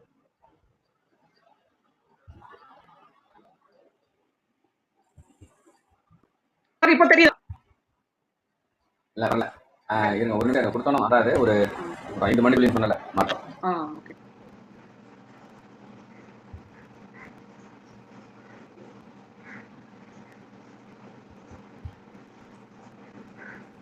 அது கீழே ஓகே ஓகே கொடுங்க. இன்னும் வரல வரல இன்னும் வரலையா? வரல. ஓகே வந்துருச்சு வந்துருச்சு மேடம். வந்துருச்சு மேடம். Okay sir. ஓகே, நன்றி நன்றி. புரிஞ்சிருக்கும்னு நினைக்கிறேன். இது வரைக்கும் சொன்னது சூப்பர். ஒன்றும் இல்லை, இந்த இயந்திர வழி கற்றல் வந்து 3 வகையா நம்ம வந்து செயல்படுத்த வைக்கலாம். ஒன்று வந்து சூப்பர்வைஸ் மெஷின் லேர்னிங் அப்ரோச், இன்னொன்று வந்து அன்சூப்பர்வைஸ்ட், மற்றொன்று ரீஇன்ஃபோர்ஸ்மெண்ட் அல்லது செமி சூப்பர்வைஸ்டு. அதான் இங்க சொல்லிட்டு இருந்தேன். சூப்பர்வைஸ்ட் மெஷின் லேர்னிங் அப்ரோச் பாத்தீங்க அப்படின்னா, ஒரு ஆசிரியர் வந்து ஒரு மாணவனுக்கு சொல்லிக் கொடுத்து அதனுடைய அவுட்புட்டை வாங்குற மாதிரி. அன்சூப்பர்வைஸ் வந்து நல்லா அழகா உதாரணம் சொல்லலாம். இந்த லாக்டவுன் பீரியட்ல நீங்க ஏதாவது ஒரு அசைன்மெண்ட் கொடுத்து அந்த மாணவனே தேடி கண்டுபிடிச்சு உங்களுக்கு ஒரு அவுட்புட் கொடுக்குறாங்க இல்லையா, அதுதான் அன்சூப்பர்வைஸ் மெஷின் லேர்னிங் அப்ரோச்சுக்கு நல்ல ஒரு உதாரணம். அடுத்து வந்து அந்த செமி சூப்பர்வைஸ் மெஷின் லேர்னிங் பாத்தீங்க அப்படின்னா, இந்த ரெண்டுமே இணைஞ்சது. சூப்பர்வைஸ்டும் அன்சூப்பர்வைஸ்டும் இணைந்ததுதான் செமி சூப்பர்வைஸ் மெஷின் லேர்னிங் சொல்றோம். இது என்ன அப்படின்னா, இப்போ வந்து ஒரு சொல் வந்து பெயர் சொல், வினைச்சொல் அப்படின்னு நம்ம முதல்ல சொல்லி கொடுத்துருவோம். சொல்லி கொடுத்ததுக்கு பிறகு அந்த சிஸ்டம் வந்து ஆட்டோமேட்டிக்கா அதே ப்ரெடிக்ட் பண்ணும். ஆனா வந்து அது தப்பா ப்ரெடிக்ட் பண்ணிடும். அது ஒரு பெயர் சொல்ல கொடுத்தோம் அப்படின்னா அது வினைன்னு கொடுத்துரும். அப்போ நம்ம என்ன பண்ணுவோம், அது பெயர் இல்லப்பா வினை அப்படின்னு மீண்டும் வினைன்னு டேக் பண்ணுவோம். இது உங்களுக்கு அழகா சொல்லணும்னா, நீங்க எல்லாருமே இன்னைக்கு நம்ம பயன்படுத்திட்டு இருக்கோம். இந்த Facebookல எல்லாமே முகநூல்ல இருக்கீங்கன்னு நினைக்கிறேன். இந்த முகநூல்ல பாத்தீங்க அப்படின்னா, இன்னைக்கு அழகா நம்மளுடைய ஃபேஸ் ரெகக்னைசேஷனை வந்து சிஸ்டம் ரொம்ப அழகா பண்ணுது. அதுக்கு வந்து பாத்தீங்க அப்படின்னா, ஆரம்ப காலகட்டத்துல நம்மளுடைய பிக்சர் போட்டோ ஏதாவது நம்ம அப்லோட் பண்ணிருந்தோம் அப்படின்னா, ஆரம்பத்துல ஒரு 5-6 வருஷத்துக்கு முன்னாடி யோசிச்சு பாருங்க. அது கேட்கும், முதல்ல டேக் யுவர் ஃபேஸ் அப்படின்னு கேட்கும். அப்ப நீங்க வந்து டேக் பண்ணுவீங்க, இதான் என் ஃபேஸ் அப்படின்ட்டு உங்களுடைய பேரை வந்து நீங்க டேக் பண்ணுவீங்க. ஆனா இப்ப எல்லாம் நீங்க அப்படி டேக் எங்கேயும் பண்றது இல்ல. எங்கேயோ யாராவது வந்து உங்களுடைய முகத்தை இல்ல உங்களுடைய போட்டோவை வந்து பதிவேற்றம் பண்ணிருந்தீங்கன்னா கூட உங்களுக்கு ஒரு பாப்அப் வரும். ஆக்சுவலி இன்னைக்கு வந்து பாத்தீங்க அப்படின்னா, இவரு தேனி தமிழ் சங்கத்துல இருந்து இந்த இந்த வகுப்பறை குறித்து அவர் போட்டோ போட்டிருந்தாரு இல்ல இன்னைக்கு. அது வந்து பாத்தீங்க அப்படின்னா எனக்கு ஒரு பாப்அப் வந்தது, someone has tagged your face அப்படின்ட்டு. அப்போ அதுல பாத்தீங்க அப்படின்னா நம்மளோட பிக்சர் அங்க வந்திருக்கும். ஆக இதுதான் வந்து செமி சூப்பர்வைஸ் மெஷின் லேர்னிங்க்கு. ஆனா சில சமயம் பாத்தீங்க அப்படின்னா வேற ஒரு முகத்தை கூட நம்மளுடைய முகமா காமிக்கும். அப்படி காமிக்கிறப்போ நம்ம என்ன பண்ணுவோம், this face has been tagged whether it is you or not அப்படின்னு கேட்கும். உங்களுடைய முகம் வந்து இங்க டேக் பண்ணிருக்கு, நீங்களா இல்லையா அப்படின்னு சொல்லுங்கன்னு கேக்குது இல்லையா, அதுதான் வந்து செமி சூப்பர்வைஸ் மெஷின் லேர்னிங்களுடைய டெக்னிக். அப்ப வந்து உங்களுடைய ஃபேஸ் அப்படின்னா ஆமான்னு சொல்லுவோம், இல்ல அப்படின்னா இல்லைன்னு சொல்லிட்டு விட்டுருவீங்க. அதுதான் வந்து இந்த செமி சூப்பர்வைஸ் லேர்னிங்ல பண்ணக்கூடிய விஷயம். அதேதான் நம்மளுடைய மொழி செயல்பாட்டுக்கும் செயலாக்கத்துக்கும் நம்ம வந்து இந்த செமி சூப்பர்வைஸ் மெஷின் லேர்னிங் அப்ரோச்சுக்கும் பயன்படுத்தலாம், அல்லது இது வந்து ரீஇன்ஃபோர்ஸ்மென்ட்னு சொல்லுவாங்க. சரி, ஓகே. அப்போ இதுல பாத்தீங்க அப்படின்னா, இந்த சூப்பர்வைஸ் மெஷின் லேர்னிங் அப்ரோச்ல பாத்தீங்க அப்படின்னா, விரி தரவுகள் அல்லது அனடேட்டட் கார்பஸ் அல்லது டேக்டு கார்பஸ் அதுதான் வந்து ரொம்ப ரொம்ப முக்கியம். அந்த டேக்டு கார்பஸ் இருந்தாதான் சூப்பர்வைஸ் மெஷின் லேர்னிங்னால நம்மளால செயல்பட முடியும். இதுதான் வெறும் வந்து வாக்கியங்கள் இருந்தது அப்படின்னா அது தரவு, அதை வந்து நீங்க டேக் பண்ணி கொடுத்தீங்க அப்படின்னா விரி தரவு அல்லது டேக்டு கார்பஸ்னு சொல்றோம். இந்த டேக்டு கார்பஸ் இருந்தாதான் நம்மளால எந்த செயலாக்க கருவிகள் மூலியமா வெளிக்கொணர முடியும் அப்படின்னா சூப்பர்வைஸ் மெஷின் லேர்னிங்க்கு நீங்க பயன்படுத்த முடியும். இப்போ வந்து பாத்தீங்க அப்படின்னா, இப்போ இந்த சூப்பர்வைஸ் மெஷின் லேர்னிங்ல நிறைய மொழி செயலாக்க கருவிகளை வந்து மேலை நாடுகள்ல உருவாக்கி இருக்காங்க. அந்த மேலை நாட்டுல உருவாக்கின அந்த கருவிகள் வந்து பாத்தீங்க அப்படின்னா, அது வந்து லாங்குவேஜ் இண்டிபெண்டன்ட் டூல்ஸ். அது வந்து அந்த மொழிக்கு மட்டும் செயலாற்றக்கூடிய கருவியா அப்படின்னு பாத்தீங்கன்னா இல்லவே இல்லை.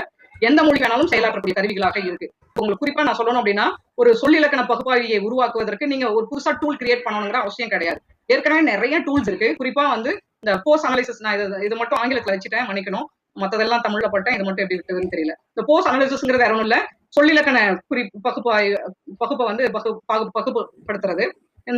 இதுக்கு வந்து பாத்தீங்கன்னா நிறைய ஓபன் சோர்ஸ் டூல்ஸ் இருக்கு.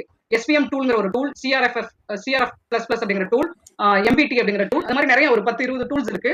இதுல ஏதாவது ஒரு டூலை நீங்க வந்து தேர்ந்தெடுத்து நீங்க வந்து அதற்கு என்ன பண்ணணும், இந்த மாதிரி டேக்டு கார்பஸ் வச்சிருக்கணும். டேக்டு கார்பஸ் எவ்வளவு சைஸ் இருக்கணும் அப்படின்னா லட்சக்கணக்கா இருக்கணும். அதுதான் சிக்கல். இந்த மாதிரியான டேக்டு கார்பஸ் வந்து நம்ம மொழிக்கு உருவாக்கி இருக்காங்க அப்படின்னா அது ஒரு மிகப்பெரிய ஒரு கேள்விக்குறி. உருவாக்கிருக்காங்க, ரொம்ப மிகச்சிலர் மட்டும் உருவாக்கிருக்காங்க, மிக குறைந்த அளவுல தான் உருவாக்கிருக்காங்க. அதனாலதான் வந்து சூப்பர்வைஸ்ட் லேர்னிங் வந்து நம்மளால சிறப்பா கொண்டு வர முடியல. சரிங்களா? ஓகே. இந்த சொல்லிலக்கணம் குறிப்பான உருவாக்குவதற்கு நிறைய டூல்ஸ் இருக்கு. SVM tool, CRF+, MPT.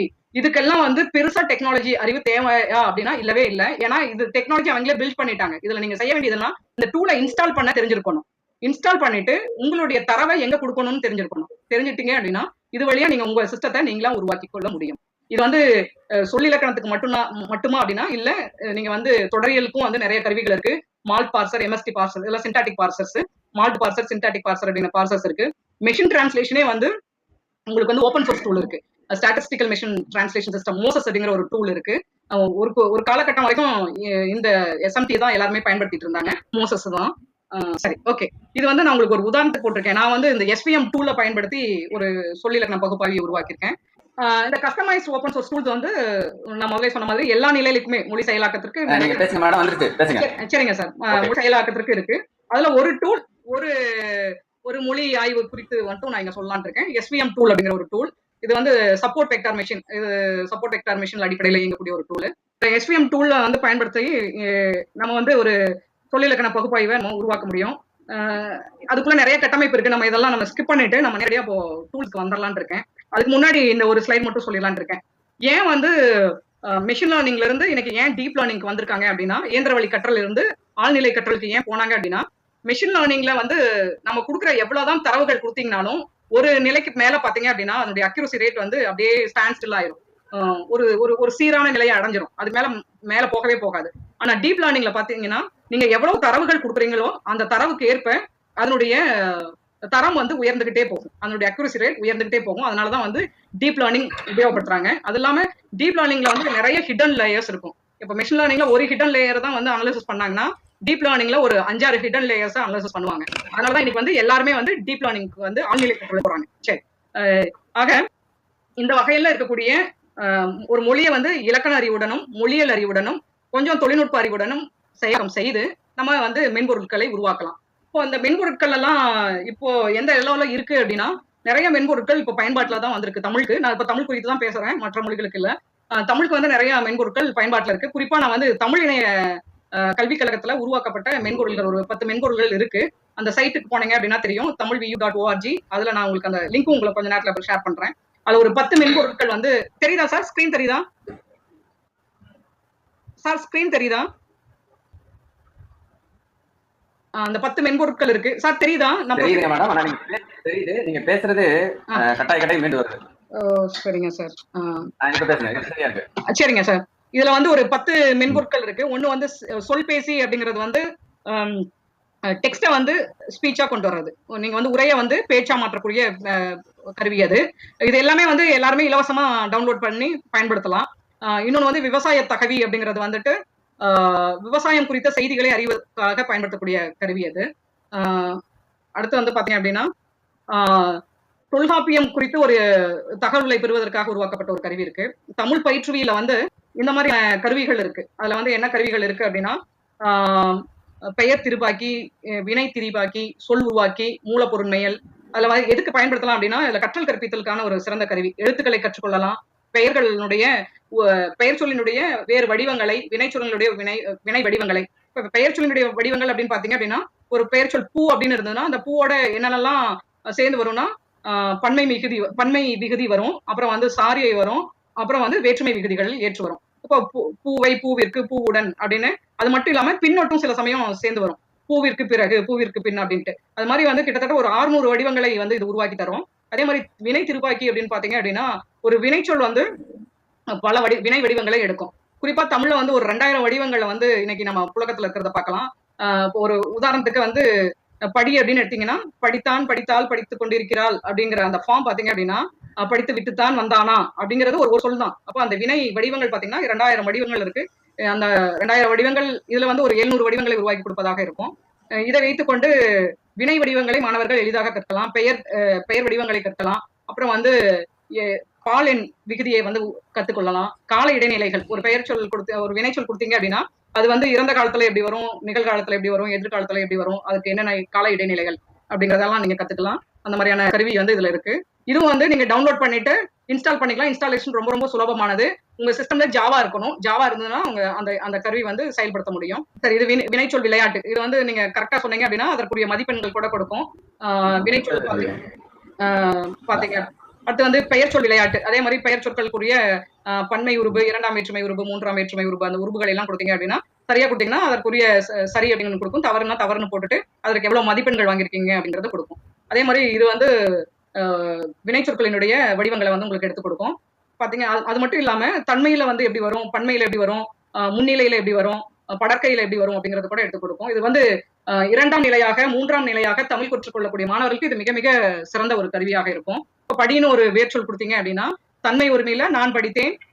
அது வந்து 2 வடிவங்களையும் இருக்கும். டிரான்ஸ்டிவ், இன்ட்ரான்ஸ்டிவ் அப்படிங்கிற படி. இந்த படி அப்படிங்கிற வேர்ச்சொல் வந்து படிக்கிறத பத்தி அப்படின்னா படித்தேன் வரும், படிந்தேன், அந்த கீழ் படிதல், அந்த படிந்தேன்னா படிந்தேன்னு எடுக்கும். அதுக்கு அந்த 2 வடிவங்களையுமே கொடுத்துருக்காங்க. அதே மாதிரி உங்களுக்கு வந்து நிகழ்காலத்துல எப்படி, எதிர்காலத்துல எப்படி அப்படிங்கிறத கொடுக்கும்.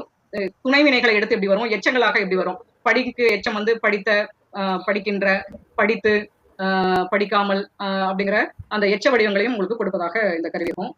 அதே மாதிரி இந்த கருவி வந்து பாத்தீங்க அப்படின்னா நிகழ்ஆய்வி அப்படின்ட்டு. நிகழாய்விங்கிறது வேற ஒன்றும் இல்லை. நீங்க ஒரு யூஆர்எல் லிங்க் கொடுத்தீங்கன்னா அதுல இருக்கக்கூடிய டேட்டாஸ் எல்லாம் ஸ்க்ரால் பண்ணி எடுத்துட்டு நேத்திக்கு வந்து ஒரு யூஆர்எல் லிங்க் கொடுத்தேன். அது வந்து கொரோனாவின் தாக்கத்தால் சுமார் எவ்வளவு மக்கள் வந்து உயிர் பாதுகாப்பு இல்லாம இருக்காங்க அப்படிங்கறத வந்து அதுல என்னென்ன செய்தி இருக்கோ அப்படியோ அந்த செய்தியை வந்து எடுத்துக்கிட்டு அதுல என்னென்ன நபர்கள் வந்து இன்வால்வ் ஆகியிருக்காங்க, அதற்கு என்ன காரணம் அப்படிங்கிறதையும் கொடுக்கக்கூடிய ஒரு கருவி. இது வந்து தொல்காப்பியத்தை வந்து அக்குவேரா ஆணிவேரா அனாலிசிஸ் பண்ணி இன்ஃபர்மேஷன் ரெட்ரீவலா கொடுக்கக்கூடிய ஒரு கருவி. இந்த மாதிரி ஒரு 10 கருவிகள் வந்து தமிழ் இணைய கல்விக் கழகத்தினுடைய நான் இப்போ உங்களுக்கு அந்த லிங்க் வந்து இப்போ மெசேஜ்ல ஷேர் பண்றேன், அதை போய் பாருங்க. அதுல இருக்கு. அது எல்லாருமே வந்து டவுன்லோட் பண்ணி பயன்படுத்திக்கலாம். இது வந்து சங்க இலக்கியம், இலக்கண பகுப்பாய்வு, குறுந்தொகை, இது நான் உருவாக்கிய ஒரு கருவி. இது செம்மொழி ஆய்வுக்காக உருவாக்கப்பட்ட ஒரு கருவி. இதுல வந்து பாத்தீங்க அப்படின்னா இது ஒரு ட்ரீ ஸ்ட்ரக்சர்ல, இது ஒரு தொடரியல் பகுப்பாய்வாக உருவாக்கப்பட்டதுதான். இதுல வந்து பாத்தீங்க அப்படின்னா குறுந்தொகையில் இருக்கக்கூடிய அனைத்து பாடலுக்குமையான சொல்லிலக்கண குறிப்பு கொடுக்கும். அப்புறம் வந்து அது தொடரியல் நிலையில அது எப்படி வந்து வருது அப்படிங்கிறதையும் ஆய்வு செய்து கொடுக்கும். இதுக்கு அந்த தொடரியல் ஆய்வுக்கு நிறைய இலக்கண வகைப்பாட்டை வந்து பின்பற்றுறாங்க. நான் அது வந்து சார்பு நிலை இலக்கணம் அப்படிங்கிற ஒரு இலக்கணத்தின் அடிப்படையில உருவாக்கப்பட்ட ஒரு தொடரியல் கருவி. இந்த சார்பு நிலை இலக்கணம் அப்படிங்கிறது என்ன அப்படின்னா ஒரு சொல் இருக்கும், வேர்ச்சொல். அந்த வேர்ச்சொலை ஒட்டி மற்ற சொற்கள் எல்லாம் எப்படி சார்ந்து இருக்கும் அப்படின்னு எடுத்துக்கணும். நம்மளுக்கு பெரும்பாலும் வினை தான் வந்து ரூட் வேர்டா இருக்கும், வினை இல்லாம நவுன் வேர்டா இருக்கும். நான் மாணவன் அப்படிங்கிறப்ப அங்க ஒரு வினைச்சொல் கிடையாது, எதுவுமே இது கிடையாது. மாணவன்கிறது வந்து ரூட் வேர்டா இருந்தா நான் அப்படிங்கிறது அது சப்ஜெக்டா இருக்கும். அப்போ வந்து ஒரு பாடலுக்கு எது வந்து வேர்ச்சொல், அந்த வேர்ச்சொல்லோட மற்ற சொற்கள் வந்து என்ன உறவு முறையில என்ன கிளாஸ்ல வந்து இருக்கும் அப்படிங்கிறத ஒரு ஒரு கருவி இந்த கருவி. இந்த மாதிரி பல கருவிகள் வந்து நம்ம இருக்கு, பயன்பாட்டுல இருக்கு. எல்லாருமே எடுத்து சுலபமா பயன்படுத்தக்கூடிய அளவுல தான் இருக்கு.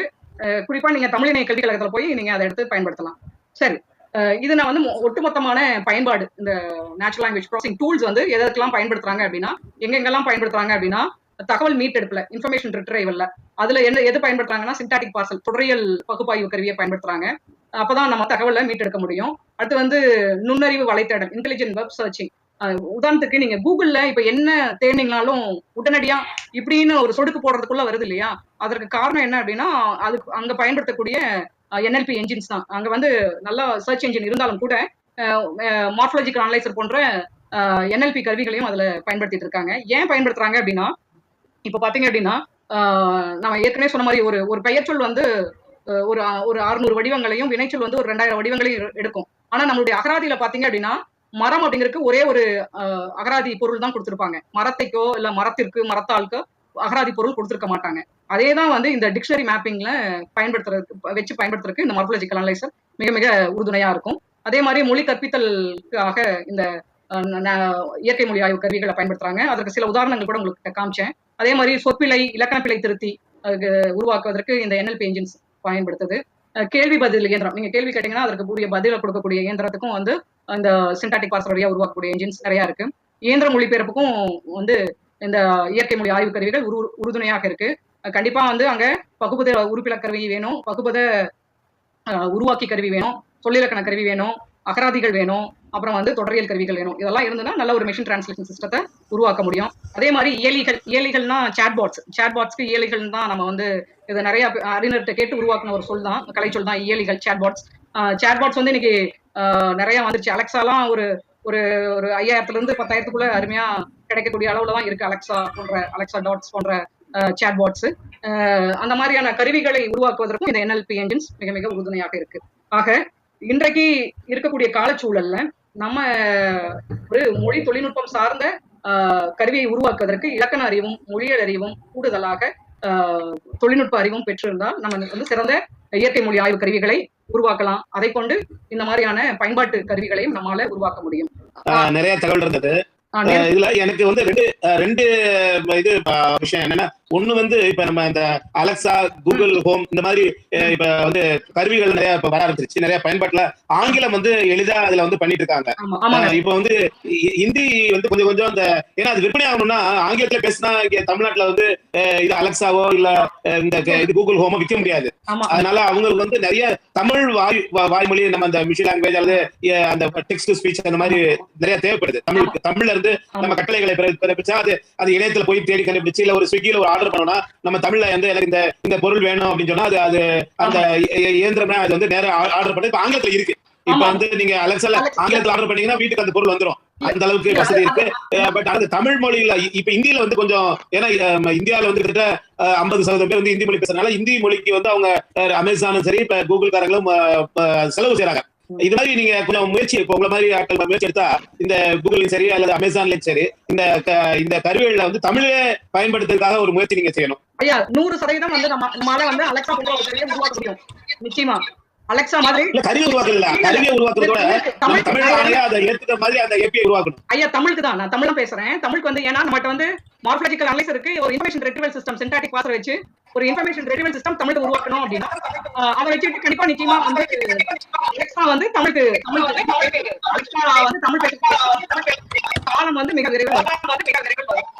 அது ஒண்ணு. ரெண்டாவது வந்து இப்ப நீங்க வந்து சொல்ற மாதிரி இந்த ஆர்டிபிஷியல் இன்டெலிஜென்ஸ் பயன்படுத்தி இப்ப ஆங்கிலத்துல இணையதளங்கள் எல்லாம் பாத்தீங்கன்னா இந்த சாட்பாட்ங்கிறது வந்து அதுக்கும் இந்த கருவிகளுக்கும் நேரடியாக தொடர்பு இல்லைனாலும் அது வந்து மனித அந்த ஏஐ டெக்னாலஜியை பயன்படுத்தி ஒரு கேள்வி நம்ம தமிழ்ல கேட்டா தமிழ்ல அது வந்து எக்ஸ்பர்ட் சிஸ்டம் மாதிரி அதை பதில் சொல்லக்கூடிய அளவுல இப்ப ஆங்கிலத்துல நிறைய இருக்கு. ஆட்டோமேட்டிக் சாட் பாக்ஸ் எல்லாம் இருக்கு. இதுல தமிழ்ல எந்த அளவுக்கு நம்ம பயன்பாடு இருக்கு இந்த சாட் பாக்ஸ்லாம் கருவியை சொல்லல அந்த ஏஐ டூல் இல்ல நான் புரிஞ்சுட்டேன். நானும் அதான் சொல்றேன். நம்ம தமிழுக்கு வந்து சிலர் உருவாக்கிட்டு தான் சார் இருக்காங்க. ஆனா வந்து இப்ப என்ன நம்மளுக்கு வந்து பக்கத்துல ஏதோ இன்னொரு கருவி இருக்கு. நம்மளுக்கு வந்து நம்மகிட்ட வந்து மார்ஃபாலஜிக்கல் சார் யாரோ ஒருத்தர்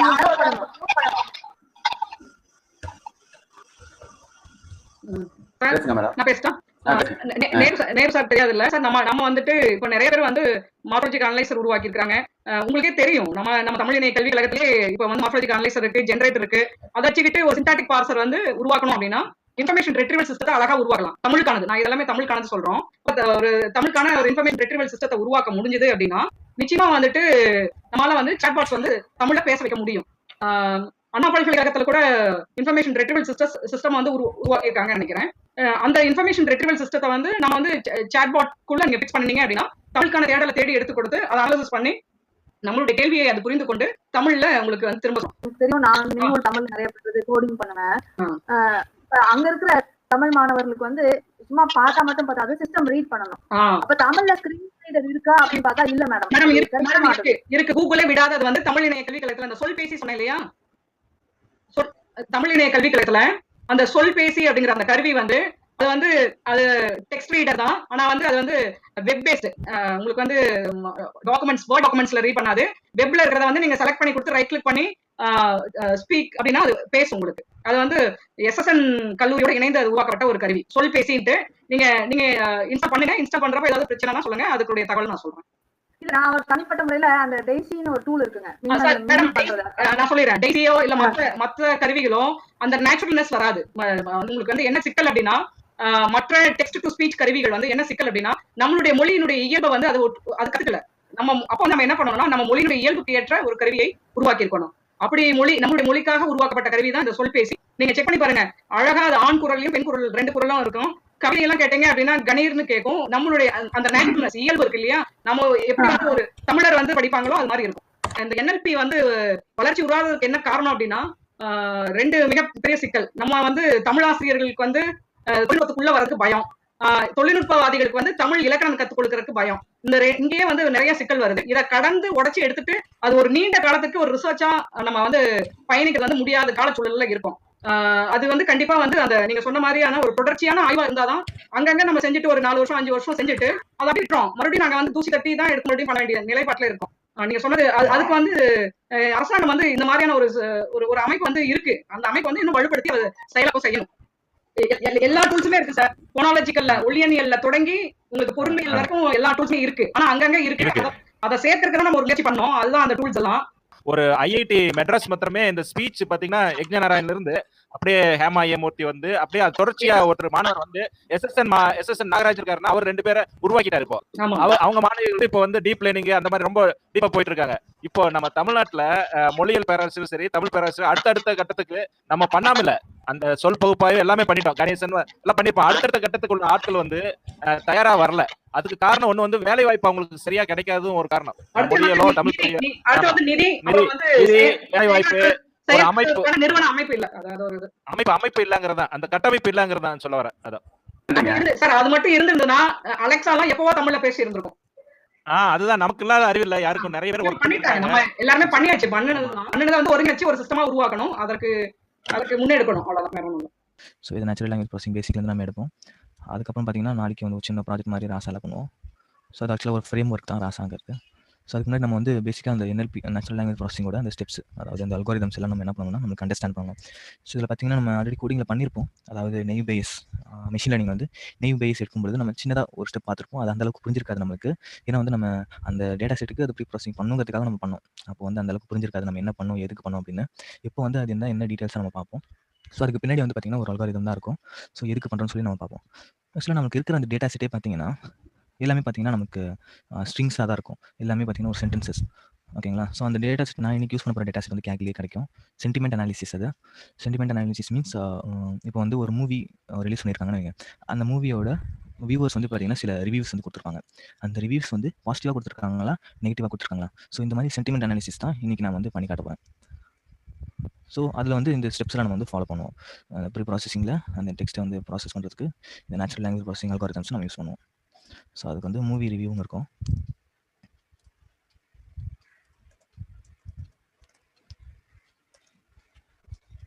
இதோ IMDb 50K movie reviews. So கொஞ்சம் ஹியூஜ் ஃபைல் அது 64 MB வரும். ஸோ இந்த ஒரு ஃபைலு. ஸோ இதில் பார்த்தீங்கன்னா நம்ம கொடுக்குற அந்த டேட்டா செட்டே பார்த்தீங்கன்னா இந்த மாதிரி சம் வேர்ட்ஸாக தான் இருக்குது. ஓகேங்களா? So Peter Mattis, probably my all time, இந்த மாதிரி ஏதோ சம் சென்டென்சஸ் வந்து நமக்கு கொடுத்துருக்காங்க. அதில் வந்து பாசிட்டிவோ இல்லை நெகட்டிவோ அப்படின்னு சொல்லி அவங்க டேக் கொடுத்துருக்காங்க, சென்டிமெண்ட்டு. ஓகே, ஸோ இதுதான் நம்ம வந்து ப்ரெடிக்ட் பண்ணணும், பாசிட்டிவ் நெகட்டிவ். ஸோ அதுக்கு முன்னாடி நமக்கு இந்த டேட்டா செட் வந்து நம்ம கொடுக்குற இந்த மெசேஜஸ் வந்து நம்ம என்ன பண்ணணும்னா ப்ரீ ப்ராசஸ் பண்ணணும். அப்படி என்ன நம்ம ப்ரீ ப்ராசஸ் பண்ணணும் அப்படின்னா, இது வந்து பார்த்தீங்கன்னா எல்லாமே வேர்ட்ஸ். ஓகேங்களா? நம்ம அல்காரிதம் யூஸ் பண்ணுறது எல்லாமே வந்து நியூமரிக்கல் டைப்ஸ் தான். ஸோ இந்த வேர்ட்ஸ் வந்து சப்போஸ் நீங்கள் திஸ் மல்டிப்ளை பை 1 அப்படின்னா நமக்கு ஏதாவது மீனிங் இருக்குமா? இருக்காது இல்லையா? ஸோ அப்போ வந்து நம்ம என்ன பண்ணணும்னா இந்த வேர்ட்ஸ் எல்லாத்தையுமே நம்ம என்ன பண்ணணும்னா ஒரு நியூமரிக்கலாக மாற்றணும். நியூமரிக்கல் ரெப்ரசன்டேஷனாக நம்ம மாற்றணும். ஸோ அந்த மாதிரி நியூமரிக்கல் ரெப்ரசன்டேஷனாக மாற்றுறதுக்கு சில மெத்தட்ஸ் இருக்குது. அதில் 2 மெத்தட்ஸ் இருக்குது. Bag of words, tokenization. இந்த 2 தான் வந்து நம்ம அந்த வேர்ட்ஸ் வந்து நியூமரிக்கலாக மாற்றுறதுக்கு யூஸ் பண்ணுறோம். ஸோ பேக் ஆஃப் வேர்ட்ஸுங்கிறது is a commonly used model that allows you to count all words in a piece of text. Basically, it creates an occurrence matrix for the sentence or document, disregarding grammar and word order. These word frequencies or occurrences are then used as feature for training a classifier. So in the bag of words வந்து பார்த்தீங்கன்னா, so இப்போ நம்மளுக்கு வந்து இந்த ஒரு sentence கொடுத்துருக்காங்க. நீங்கள் words are following out like endless rain into a paper cup. இது வந்து ஒரு போயமுடைய ஒரு சின்ன லைன் வச்சுக்கோங்க. ஸோ அந்த லைன்லேருந்து இப்போ நம்ம என்ன பண்ண போகிறோம்னா அந்த வேர்ட்ஸ் வந்து தனித்தனியாக பிரிப்போம். ஸோ இது ஆல்ரெடி நம்ம பண்ணியிருக்கோம். என்னன்னா நெய்வ் பேஸில் ரிமெம்பர் பண்ணி பாருங்க. இப்போ கவுண்ட் வெக்டரைசர். ஸோ கவுண்ட் வெக்டரைசர் என்ன பண்ண போகுதுங்கிறத இந்த பேக் ஆஃப் வேர்ட்ஸ் சொல்ல போகுது.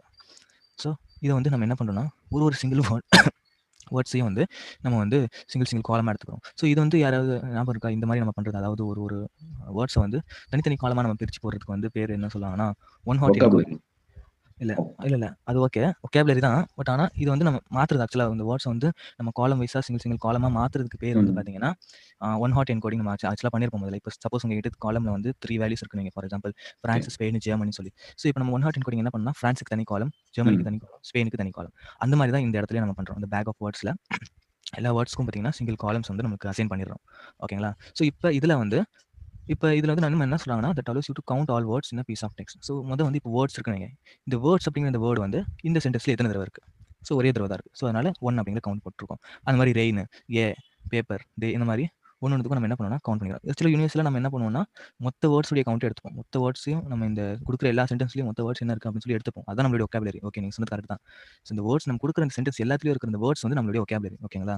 ஸோ இந்த ஒரு வேர்ட்ஸ் இருக்குது பார்த்தீங்களா, லைக், என்லெஸ், ரெயின், இன்டூ, அந்த மாதிரி இது எல்லாமே பார்த்தீங்கன்னா ஒகேபுலரிஸ். ஸோ அந்த ஒகேபுலரிஸை நம்ம இந்த மாதிரி காலமாக எடுத்துக்கிறோம். அந்த காலம் போட்ட பிறகு நம்ம என்ன பண்ணோம்னா கவுண்ட் பண்ணுறோம். ஸோ இந்த சென்டென்ஸில் இந்த வேர்ட்ஸ் அப்படிங்கிற அந்த வேர்டு வந்து எத்தனை தடவை இருக்குது? அதே மாதிரி இப்போ தே பார்த்தீங்கன்னா இந்த சென்டென்ஸ்ல பார்த்தீங்கன்னா தே வந்து 3 தடவை இருக்கும். தே ஸ்லைடர் வைல் தே பாஸ். இந்த மாதிரி தே வந்து பார்த்தீங்கன்னா 3 டைம்ஸ் இருக்கு. அப்போ இந்த தேல நம்ம 3 டைம்ஸ் போடுறோம். 3 அப்படின்னு போடுறோம். ஸோ இதுலயும் பார்த்தீங்கன்னா ஒரு பிரச்சனை இருக்கும் இந்த பேக் ஆஃப் வேர்ட்ஸ்ல. ஸோ என்ன this approach may reflect several down sides like the absence of semantic meaning and context. ஆக்சுவலாக இந்த மீனிங்கும் இருக்காது. எதனால சொல்றேன்னா இப்போ இந்த இந்த காலம் பாருங்க தேல வந்து 3 இருக்கு ஓகேங்களா, ஸ்லிப்ல வந்து 1 மீதி எல்லாத்துலயும் 0 இருக்கு. ஸோ இதனால என்னன்னா நம்ம வந்து அது வந்து என்ன சொல்றோம்னா இந்த தேல வந்து 3 டைம்ஸ் இருக்கிறதுனால இந்த தே வந்து சூப்பரா மாறிடுது, சூப்பர்வைஸா மாறிடுது ஆக்சுவலா. அதனால வந்து இந்த மெத்தடு வந்து நமக்கு ஒர்க் ஆகாது. இது சால்வ் பண்றதுக்கு இதுலயே அவங்க என்ன பண்ணிருக்காங்கன்னா டு சால்வ் திஸ் ப்ராப்ளம், அதாவது இவங்க அதான் நான் சொன்னது அந்த ஃபேக்ட் தட் ஸ்டாப் வேர்ட்ஸ் கூட இதில் அசைன் ஆகுது பாருங்க. பேக் ஆஃப் வேர்ட்ஸில் நம்ம ஸ்டாப் வேர்ட்ஸையும் அசைன் ஆகிடும், ஸ்டாப் வேர்ட்ஸ் நம்ம ரிமூவ் பண்ணுவோம். ஸோ அது தனி ஒரு ப்ராசஸிங் ஸ்டெப்பு. ஓகே, ஸோ அது வந்து நாய்ஸாக இருக்கும் அப்படின்னு சொல்கிறாங்க. அந்த ஏ த இந்த மாதிரி இதெல்லாம் நாய்ஸாக இருக்கும் அப்படின்றாங்க. அதுக்கப்புறம் some words are not weighted accordingly. Words are not weighted accordingly universe weights less than word they.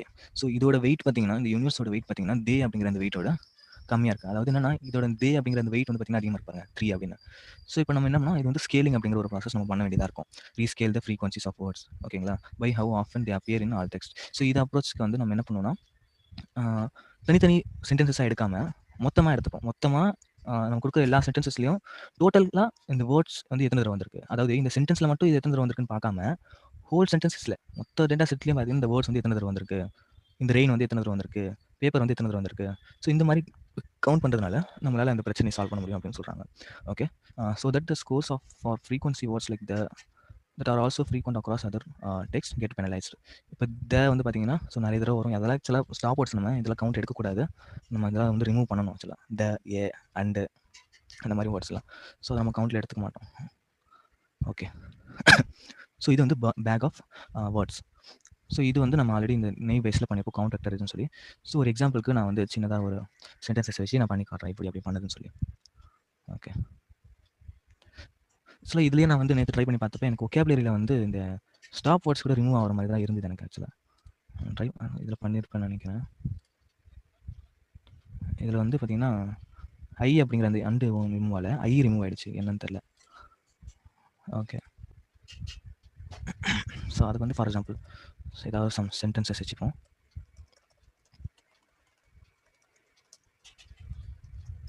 So இதில் வந்து ஒரு 3 சென்டென்ஸ் நம்ம வந்து காப்பி பண்ணிக்கலாம்.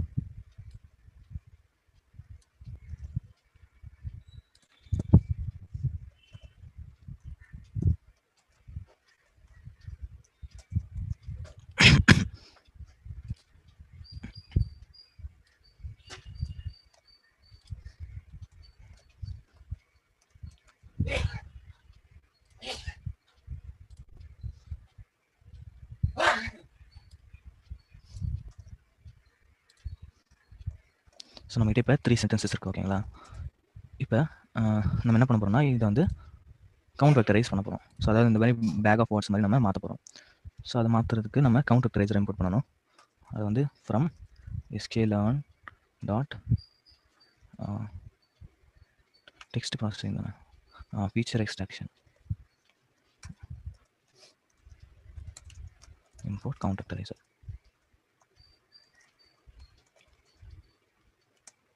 ஸோ கவுண்ட் வெக்டரைசர் வந்து இப்போ என்ன பண்ணணும்னா நம்ம ஒரு ஆப்ஜெக்ட் கிரியேட் பண்ணணும்.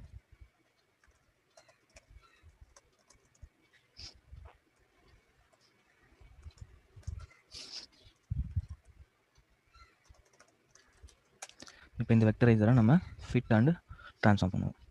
ஸோ நான் ஜஸ்ட் அண்டர் ஸ்கோர்னு வச்சுக்கிறேன். ஸோ அது வந்து நமக்கு எல்லாம் அந்த கம்ப்ரஸ்டு ஒரு மெட்ரிக்ஸாக நம்ம கொடுக்கும். ஸோ எந்த மாதிரி கொடுக்கணும், இந்த மாதிரி தான் இந்த மாதிரி ஒரு மெட்ரிக்ஸை கொடுக்கும். அது கொஞ்சம் ஹியூஜாக இருக்கும் சைஸு.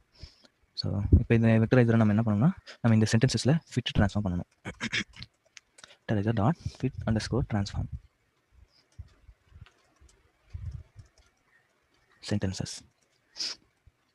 ஓகே,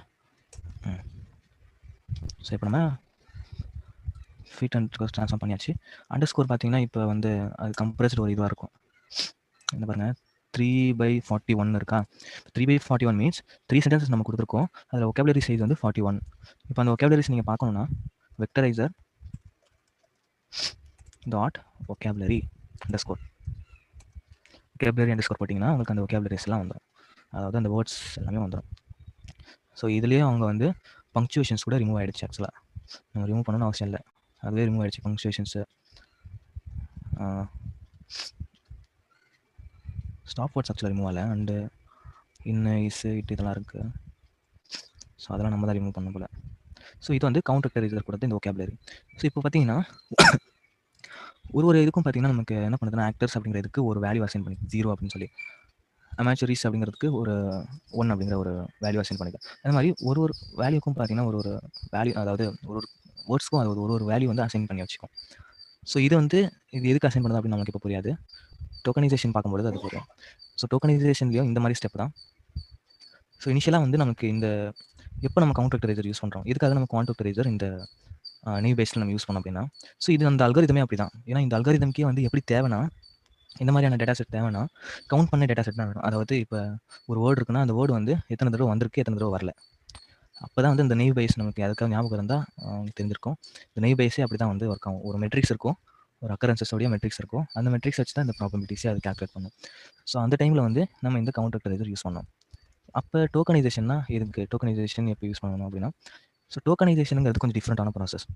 இது பார்த்தீங்கன்னா நம்மளுக்கு இந்த மாதிரி இப்போ அதாவது மொத்த வொக்காபுலரியும் எடுத்துக்கிட்டு பார்த்தீங்களா, அதாவது 3/41 இருக்கா.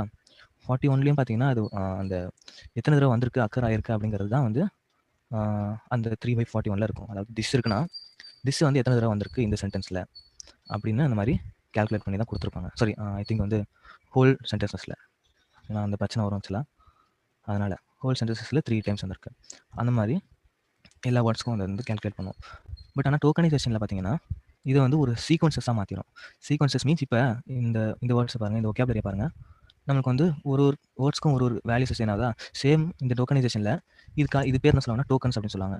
ஸோ ஒரு வேர்ட்ஸ்க்கு ஒரு வேல்யூ அசைன் பண்ணியிருப்போம், அதான் வந்து அதோட டோக்கன்ஸ். அந்த டோக்கன்ஸ் தான் வந்து பார்த்தீங்கன்னா நம்ம இந்த சீக்வன்ஸாக அதை மாற்றி கொடுக்கும். இப்போ இந்த 3/41 மெட்ரிக்ஸ்லேயும் இந்த டோக்கனைசேஷனுக்கு அப்புறம் நமக்கு எப்படி இருக்கும்னா ஒரு மெட்ரிக்ஸில் இருக்கும், அந்த மெட்ரிக்ஸில் சம் வேல்யூஸ் இருக்கும். அதாவது இப்போ திஸ் இருக்குன்னு வைங்க, திஸ் உடைய டோக்கன் என்ன. இப்போ திஸ்ஸுக்குன்னு சொல்லிட்டு ஒரு டோக்கன் அந்த வேல்யூ வந்து அசைன் பண்ணியிருப்பாங்க. திஸ் 35 இருக்குன்னு வைங்க. ஸோ அந்த மெட்ரிக்ஸில் 35 அப்படின்னு இருக்கும், ஸ்டார்டிங்கில் 35ன்னு இருக்கும்.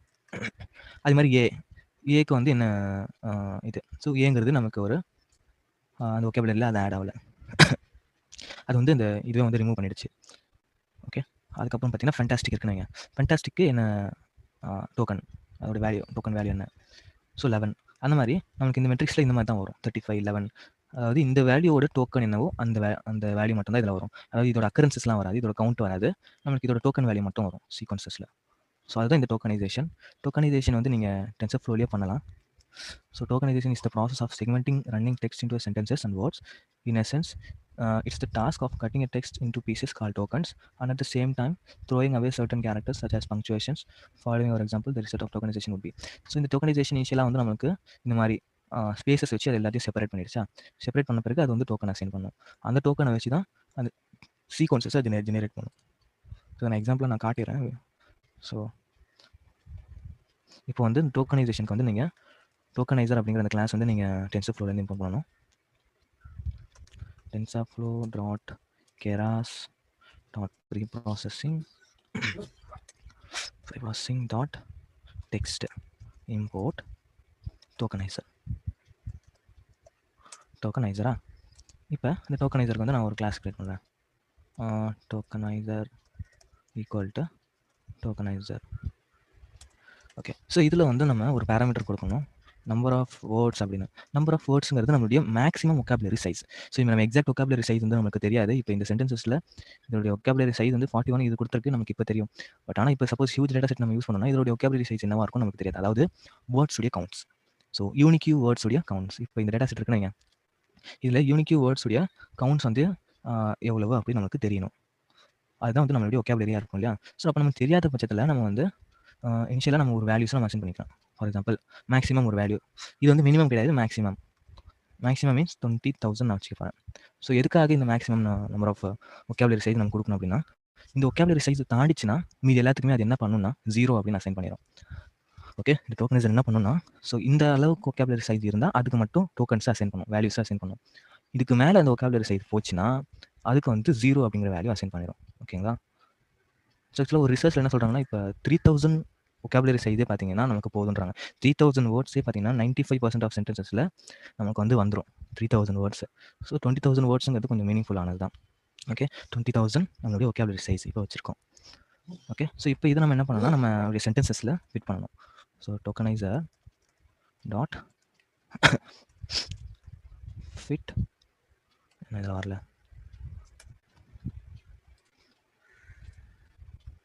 Tokeniser dot fit on text. Okay, fit on டெக்ஸ்ட்டில் நம்ம என்ன பண்ணணும்னா நம்ம சென்டென்சஸை கொடுக்கணும். சென்டென்சஸை கொடுத்து அதுக்கப்புறம் இது என்ன பண்ணணும்னா நான் சொன்ன சீக்வன்ஸுக்கு இதில் ரிட்டர்ன் பண்ணணும் அப்படின்னு சீக்வன்சஸ்ன்னு வச்சுப்போம். சீக்வன்ஸ் இது வந்து நம்ம என்ன பண்ணணும்னா இப்போ ஃபிட் பண்ணியாச்சு. ஃபிட் பண்ண பிறகு நம்ம அதை மாற்றணும். ஓகே, டெக்ஸ்ட் டு சீக்வன்ஸா, text to sequences of sentences. Okay, so okay, so இப்போ நம்ம சீக்வன்சஸை பார்த்தோம்னா ஸோ அது வந்து இந்த மாதிரி ஒரு மெட்ரிக்ஸை நமக்கு ரிட்டர்ன் பண்ணியிருக்கு பாருங்கள். இது மட்டும் இந்த மாதிரி ஓகே, ஸோ இதுவாக ஆர்டிக்கலாக வர வேண்டியது அது ஜென்டலாக வந்துருச்சு. ஓகே, ஸோ இது பார்த்தீங்கன்னா இதுதான் நம்மளுடைய அந்த சென்டென்ஸில் இருக்கிற அந்த வேர்ட்ஸ்க்கு அசைன் பண்ண சம் டோக்கன்ஸ். அந்த டோக்கன்ஸ் நீங்கள் பார்க்கணும்னா tokeniser dot word index. So இதுதான் வந்து அந்த டோக்கன்ஸ் அசைன் பண்ண டோக்கன்ஸ். ஓகே, அதாவது ஒரு வேல்யூஸ்க்கும் இது வந்து பார்த்தீங்கன்னா டிஃப்ரெண்ட்டாக அதை அசைன் பண்ணியிருக்கு. இது வந்து நமக்கு லைனாக வந்து அசைன் பண்ணியிருக்கு, ஆக்டர், ஹீரோ, அமைச்சர் அந்த மாதிரி.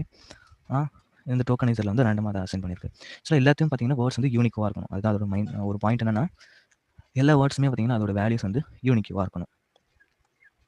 ஸோ இப்போ சப்போஸ் ஃபார் எக்ஸாம்பிள் ஒரு சென்டென்ஸ் எடுத்துக்கலாம். This a fantastic movie of 3 prisoners. Okay, so இப்போ திஸ் அப்படிங்கிறதுக்கு நம்ம 2 அப்படிங்கிற வேல்யூ அசைனாக இருக்குது. ஓகே, அப்போ திஸ்ஸுக்கு இந்த வேல்யூ வந்து நமக்கு என்னென்னு இங்கே கொடுத்துருப்பாங்க, இந்த வேர்ட் இண்டெக்ஸில் இருக்கும்.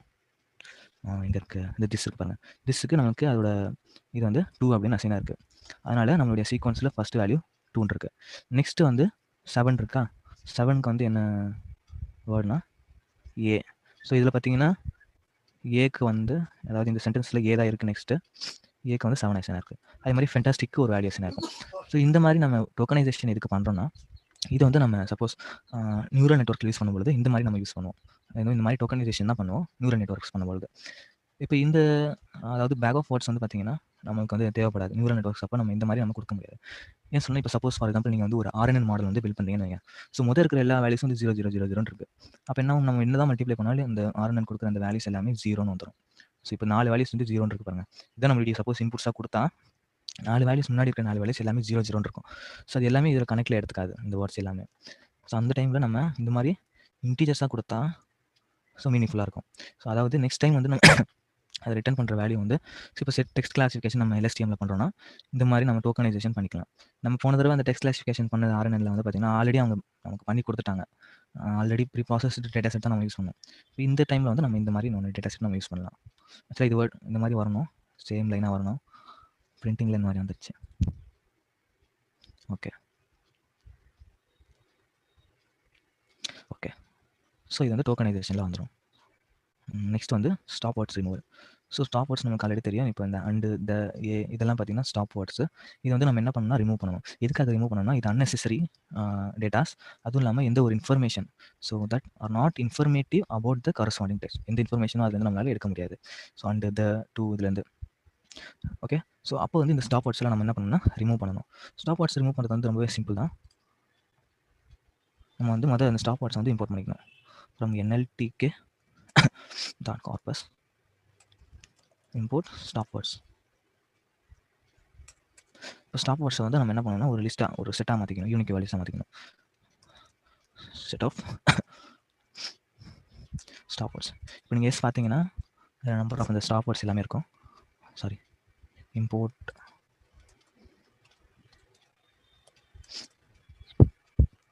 என்னாச்சு, sorry stop word dot stop words dot words of English stop words என்னாச்சு. ஐ திங்க் இனிஷியலாக வந்து நமக்கு டவுன்லோட் பண்ண வேண்டியதாக இருக்கும். ஸ்டாப் வேர்ட்ஸ் வந்து இருக்காது. இதுலேயும் பார்த்தீங்கன்னா அதே தான். என்னுடைய இந்த ரன் டைமில் ஸ்டாப் வேர்ட்ஸ் இல்லை. ஸோ நான் என்ன பண்ணணும்னா ஸ்டாப் வேர்ட்ஸை டவுன்லோட் பண்ணணும். சிம்பிள் தான். இம்போர்ட் NLTK அப்புறம் NLTK dot download stop words. NLTK dot download stop words. அதுக்கப்புறம் அதை டவுன்லோட் பண்ணிடும். டவுன்லோட் பண்ணி நமக்கு இப்போ இங்கிலீஷோடைய ஸ்டாப் வேர்ட்ஸ் கொடுத்துருக்காரு. ஸோ இது எல்லாமே பார்த்தீங்கன்னா ஒரு ஸ்டாப் வேர்ட்ஸ் தான். ஓகே, ஸோ இதெல்லாமே வந்து இப்போ நம்ம என்ன பண்ணுவோம்னா அந்த சென்டென்சஸ்லேருந்து ரிமூவ் பண்ணுவோம். ஸோ எப்படி ரிமூவ் பண்ணலான்னா,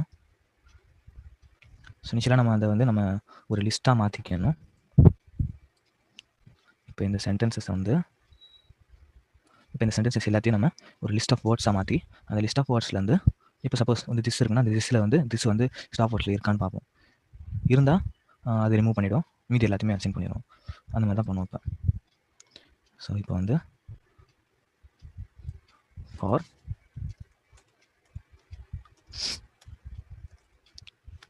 ஃபார் சென்டென்ஸ் இன் சென்டென்சஸ் வச்சுப்போம். சென்டென்சஸ் இப்போ அதுலேருந்து நம்ம ஸ்டாப் வேர்ட்ஸ் ரிமூவ் பண்ணணும். ரிமூவ் பண்ண வேர்ட்ஸை நான் பிரிண்ட் பண்ண போகிறேன். ஜஸ்ட்டு இப்போ வந்து ரிமூவ் பண்ணுறதுக்கு முதல் இந்த சென்டென்சஸை ஒரு லிஸ்ட்டாக மாற்றிக்கலாம். லிஸ்ட்டாக மாற்றி ஸோ லிஸ்ட் ஆஃப் சென்டென்ஸ். ஓகேங்களா, இந்த லிஸ்ட் ஆஃப் சென்டென்ஸில் நம்ம லிஸ்ட் ஆஃப் வேர்ட்ஸ் இருக்கும், அதாவது ஸ்பேஸ் செப்பரேட்டர்ஸாக இருக்கும் எல்லாமே. அதுக்கப்புறம் பார்த்தீங்கன்னா இப்போ இந்த லிஸ்ட் ஆஃப் வேர்ட்ஸ்லேருந்து நம்ம என்ன பண்ணோம்னா ஒரு வேர்டாக எடுத்து நம்ம இந்த ஸ்டாப் வேர்டில் இருக்கான்னு செக் பண்ண போகிறோம். ஸோ ஒரு வேர்டாக எடுக்கிறதுக்கு ஃபார் லூப் போடுவோம். ஃபார்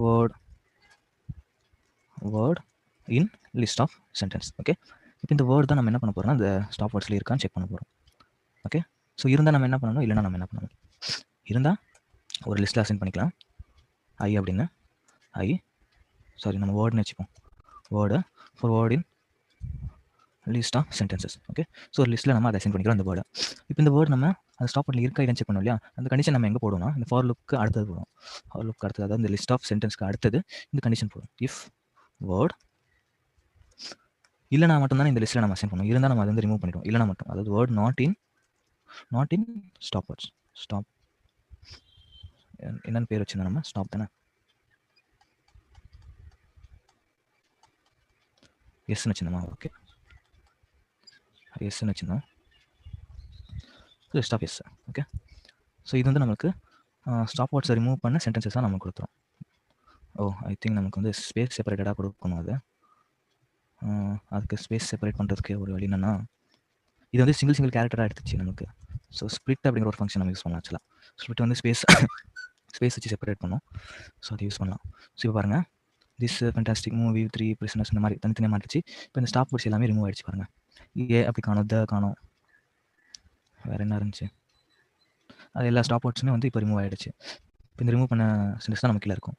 ஸோ இன்னொரு ஒரு ஸ்டெப்பாக எக்ஸ்ட்ரா ஒரு ஸ்டெப்பாக நம்ம என்ன பண்ணணும்னா பங்க்சுவேஷன்ஸையும் ஆக்சுவலாக ரிமூவ் பண்ணணும். இந்த மாதிரி டாட்ஸ் வச்சிருக்கிறது, கொஸ்டின் மார்க்கு, எல்லாமே இந்த ஸ்பெஷல் கேரக்டர்ஸ், இது எல்லாமே வந்து பார்த்திங்கன்னா நமக்கு பங்க்சுவேஷன்ஸ்.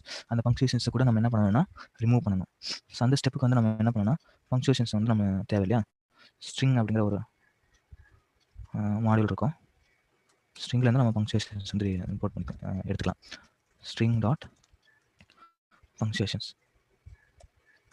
ஸ்ட்ரிங்கில் தான், ஆமாம், ஸ்ட்ரிங் டாட் பங்க்சுவேஷன் தான் இருக்கும்.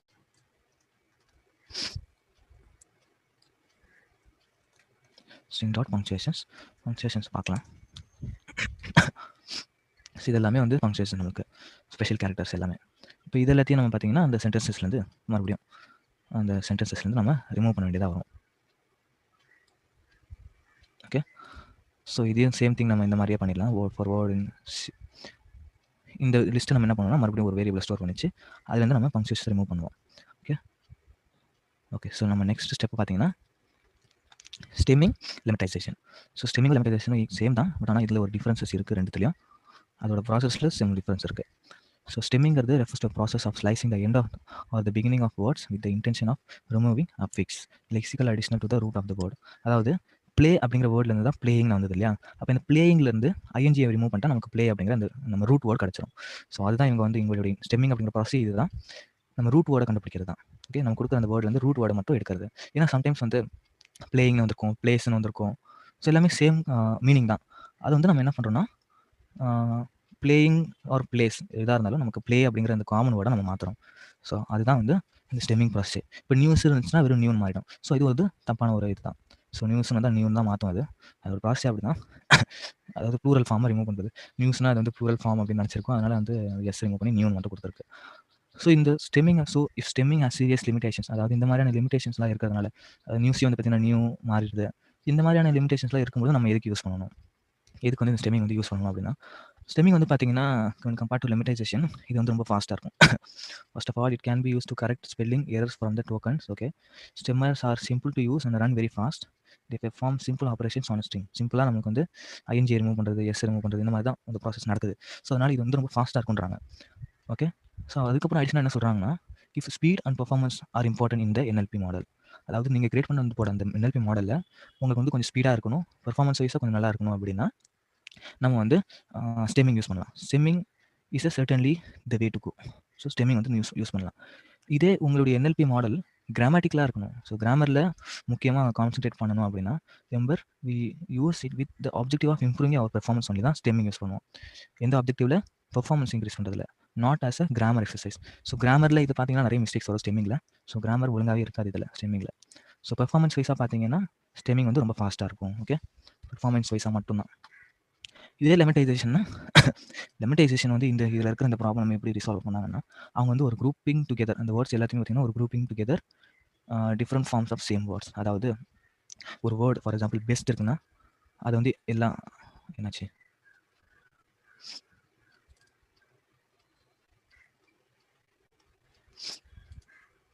ஓகே. ஸோ பெஸ்ட் இருந்துச்சுன்னா அந்த பெஸ்ட் என்னவா மாறும்னா குட்னு மாறிடும். வென்ட் இருந்துச்சுன்னா இப்போ grammar for example verbs in past tense are change to ப்ரெசென்ட்னு மாற்றிடுறாங்க. பாஸ்ட் டென்ஸில் இருக்கிறது எல்லாத்தையும் ப்ரெசென்ட்டில் மாற்றிடுறாங்க. வென்ட்னு இருக்கிறத கோன்னு மாற்றிடுறாங்க. அதே மாதிரி சினோனிம்ஸ் பெஸ்ட்னு இருக்கிறத குட்னு மாற்றிடுறாங்க. ஸோ இப்போ எல்லாமே பார்த்தீங்கன்னா இந்த சேம் மீனிங்ஸாக இருக்கிறது எல்லாத்தையுமே பார்த்தீங்கன்னா ஒரே மீனிங்காக அதை மாற்றிடுறாங்க. ஸோ இந்த பெஸ்ட்டுக்கு ஈக்குவலாக வேறு ஏதாவது வேர்ட்ஸ் இருந்துச்சுன்னா அது எல்லாமே பார்த்தீங்கன்னா குட்னு மாறிடும். ஸோ இது பார்த்தீங்கன்னா பாஸ்ட் டென்ஸில் இருக்கிறது எல்லாமே பார்த்தீங்கன்னா ப்ரெசென்ட்டில் மாறிடும். இந்த மாதிரி வந்து லிமிட்டைசேஷன் பண்ணும். Hence standardising words with similar meaning to their root அப்படின்றாங்க. எல்லாத்துக்குமே வந்து சிமிலர் மீனிங்காக இருக்கும், குட் அப்படின்னு இருக்கும். Okay, although it seems closely related to streaming process, lemmatization is a different approach to reach the root form of words. இது வந்து ஒரு டிஃப்ரெண்ட் அப்ரோச் வந்து யூஸ் பண்ணுது இந்த லிமிட்டைசேஷன். இப்போ இந்த ரெண்டுத்துமே பார்த்தீங்கன்னா நம்ம எப்படி பண்ணுறது, கோடிங்கில் நம்ம ஸ்டெம்மிங் வந்து எப்படி பண்ணுறது, லிமிட்டைசேஷன் எப்படி பண்ணுறது அப்படின்னு சொல்லி பார்ப்போம். ஸோ ஸ்டெம்மிங் பண்ணுறதுக்கு ஃப்ரம்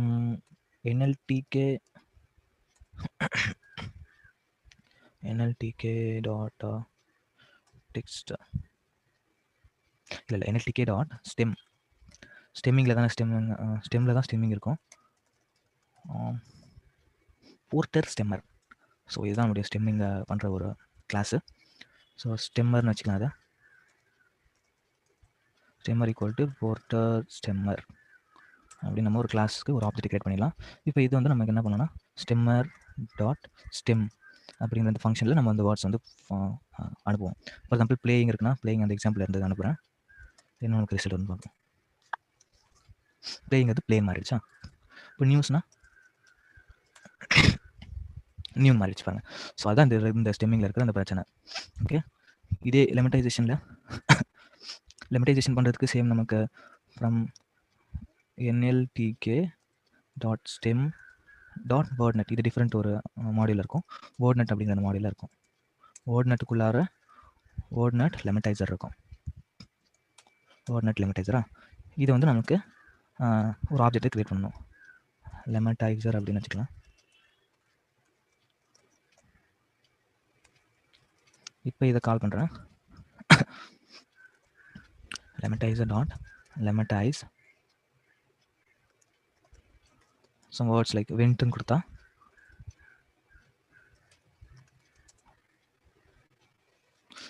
ஓகே, லிமிட்டைசர் நமக்கு இருக்காது, பல வேர்ட்நெட் இருக்காது. நம்ம அதை வந்து டவுன்லோட் பண்ணணும்.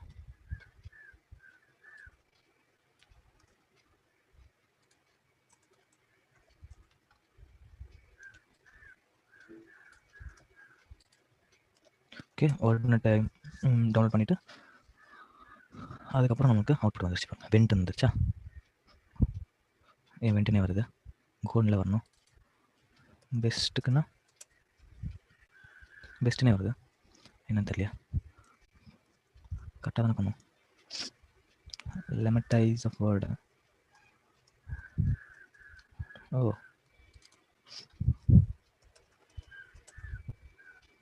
டாக்ஸ்னா டாக் வருது.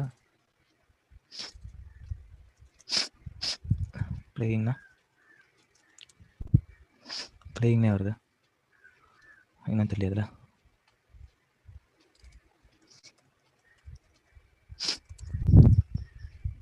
நியூஸ்னாலும் நியூஸ்னே தான் வருது. ஏன் சேஞ்ச் ஆகலன்னு தெரியல. ஓகே, நம்ம பார்க்கலாம் அது ஏன் சேஞ்ச் ஆகலன்ட்டு. ஓகே, இதில் வந்து ஆக்சுவலாக என்ன தெரியல, சேஞ்ச் ஆகலை. இந்த வெண்ட் வந்து கோன் மாறணும், ஆனால் மாறல. எல்லாமே டைஸ் தான், கரெக்டாக தான். ஓகே,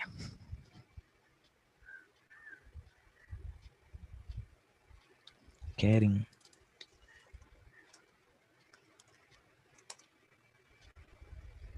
கேரிங்னே தான் வருது.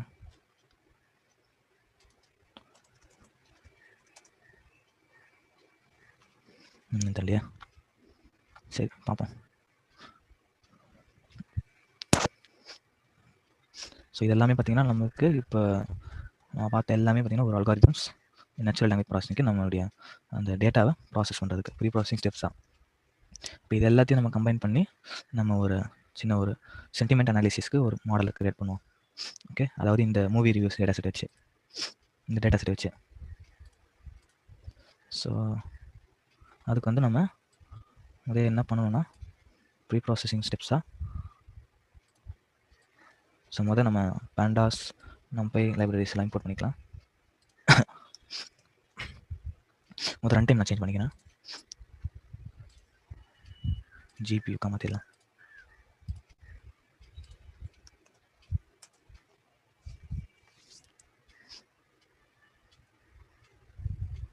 ஓகே, ரன் டைம் ஆகிடுச்சு. அப்புறம் அந்த டேட்டாவை நம்ம அப்லோட் பண்ணணும்.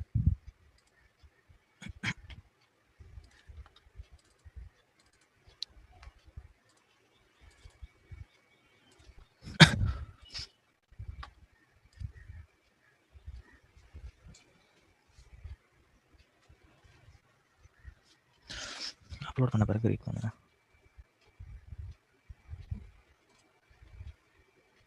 ஐ திங்க் நம்ம எதுக்கு இதில் போடுறோம், ட்ரைவில் போட்டால் ஒரேடியாக இருக்கும்ல.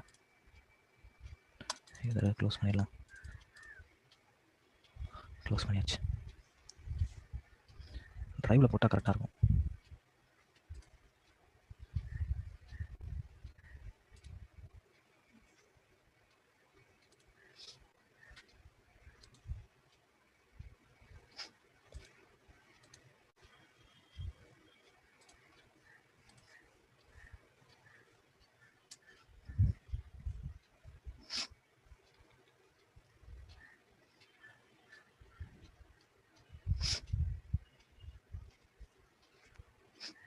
ஸோ இந்த டோக்கனைசேஷன் முடிஞ்ச பிறகு நம்ம ஒரு சின்ன ஒரு ஸ்டெப்பு பண்ணணும்.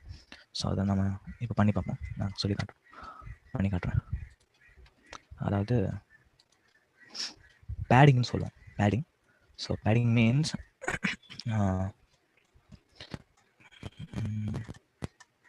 எங்கே இருக்குது, இந்த இருக்கு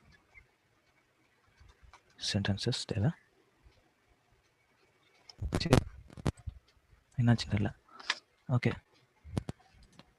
ஸோ இந்த டோக்கனைசரில் வந்து நம்ம டோக்கனைசர் பண்ணிடலாம். இப்போ நம்மளுடைய சென்சஸை இதை பற்றி நம்ம பார்ப்போம்.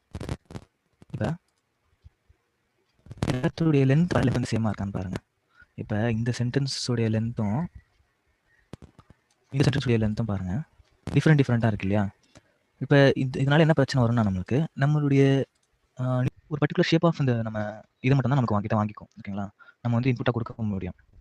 ஒரு பர்டிகுலர் ஷேப்பில் இருக்கிற அந்த ஒரு டென்சரை சேம் ஷேப்பாக இருக்கும், எல்லாமே ஒரு ஸ்கொயர் மெட்ரிக்ஸாக இருக்கும் சொல்லப்போனால். ஸோ ஸ்கொயர் மெட்ரிக்ஸாக இருக்கணும்னா நம்ம இதை இந்த சென்டென்சஸில் ஸ்கொயர் மெட்ரிக்ஸாக மாற்றணும் இல்லையா?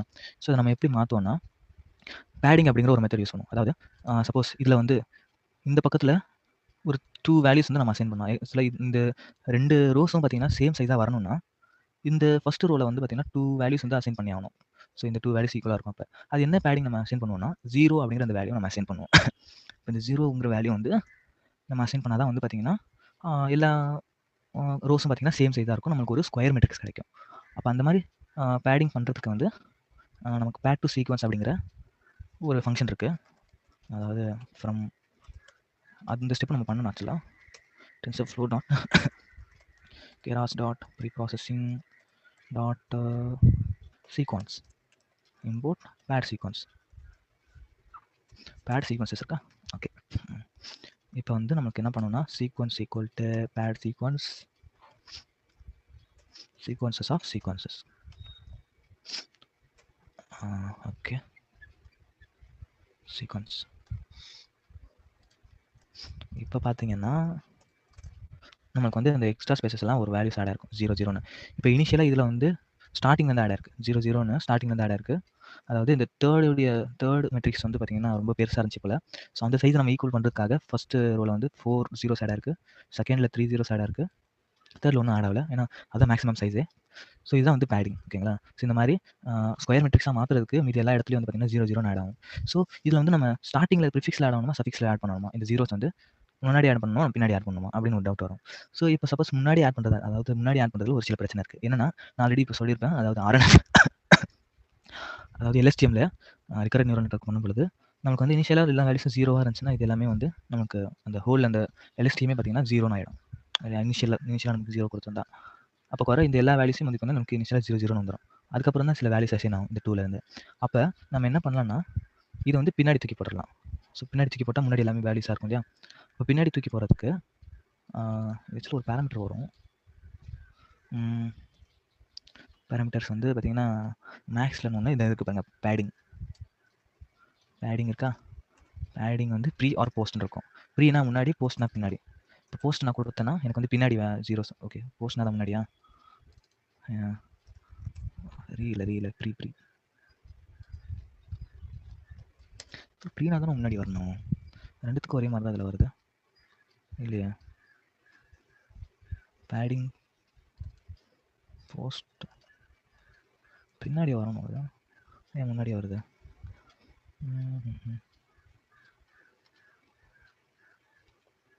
அப்புறம் மேக்ஸ் லென்னுங்கிறது வெயிட் பண்ணுங்கள், இதுன்னு போட்டு பார்ப்போம். மேக்ஸ் லென் வந்து இதோட ஒகேபுலரி சைஸ்.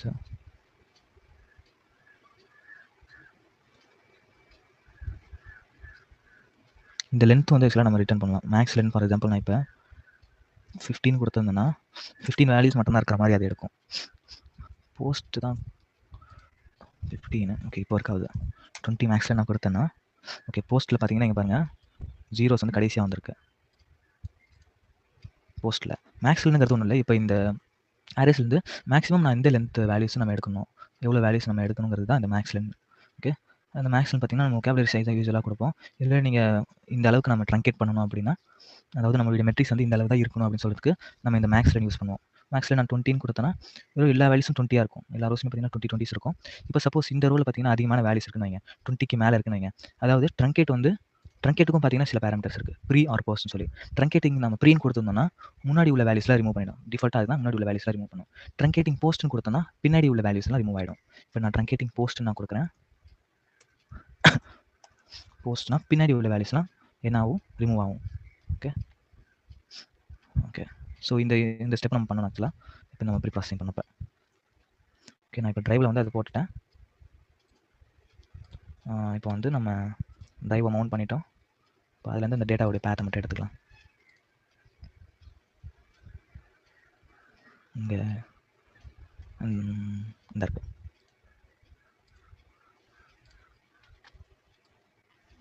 ஓகே, பாண்டாஸ் இம்போர்ட் பண்ணியாச்சு. இப்போ டேட்டாவை ரீட் பண்ணணும்.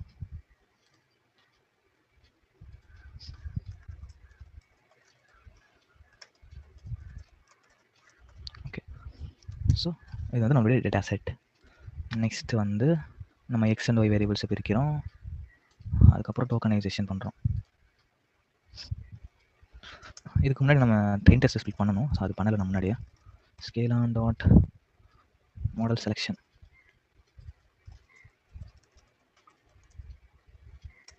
Okay, extreme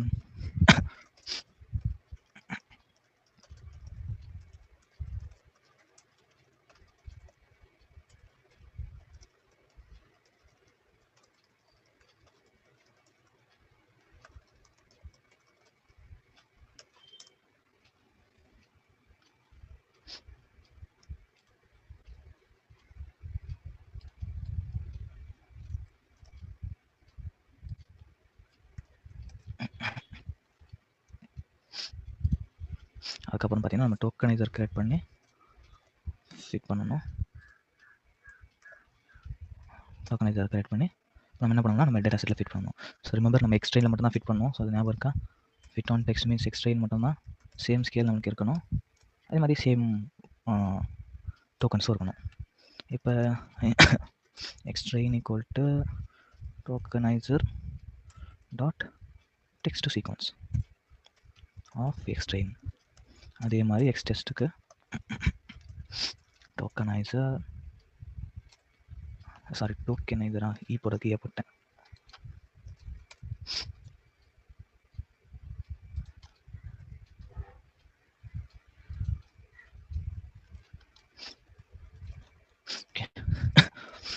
text to sentence sequence of xtest. Okay, so இப்போ நமக்கு டேட்டா செட் வந்து கிரியேட் ஆகிடுச்சு, xtrain xtest அப்படின்னு சொல்லி. இப்போ நம்ம என்ன பண்ணணும்னா பேடிங் பண்ணணும், பேட் டு சீக்வன்ஸ் பண்ணணும் இல்லையா. ஓகே, ஸோ இப்போ xtrain equal to pad sequence of xtrain. Okay, so அதுக்கப்புறம் வேறு என்ன கொடுக்கலாம்னா பேடிங் வந்து போஸ்ட் வச்சுப்போம், போஸ்ட் வச்சுக்கலாம். அதே மாதிரி xtestக்கும்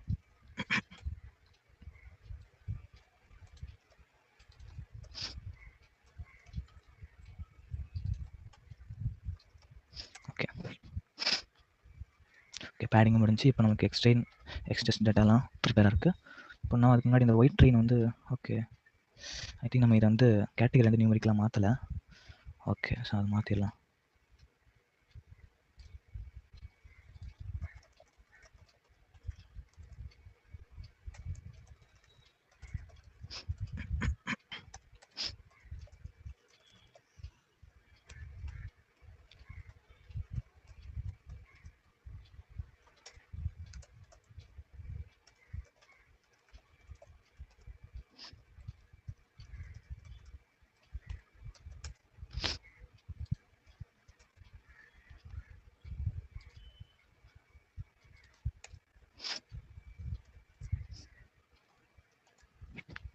ஓகே, நெக்ஸ்ட் ஸ்டெப்பாக நம்ம என்ன பண்ணுவோம்னா நம்ம மாடல் வந்து கிரியேட் பண்ணுவோம். ஸோ நம்ம மாடல் வந்து நான் ஆல்ரெடி டெக்ஸ்ட் கிளாசிஃபிகேஷனுக்கு RNL பண்ணியிருக்கோம் இல்லையா, அதை நம்ம எடுத்துக்கலாம்.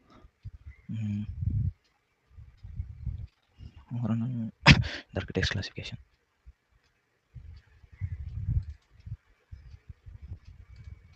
சேம் மாடல் தான் LSTM லேயர் வச்சு நம்ம பண்ணியிருப்போம்.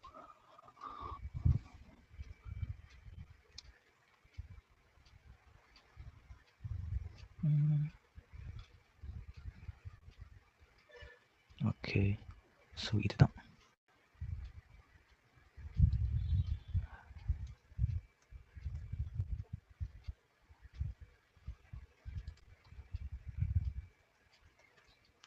ஓகே, இது vocabulary சைஸ் நம்ம கொடுக்கணும். vocabulary சைஸ் வந்து நம்ம ஓகே, ஐ திங்க் இதில் பார்க்கலாம். tokenizer dot word count, length of word count தான் நமக்கு vocabulary இருக்கும். ஓ, இவ்வளோ இருக்கா?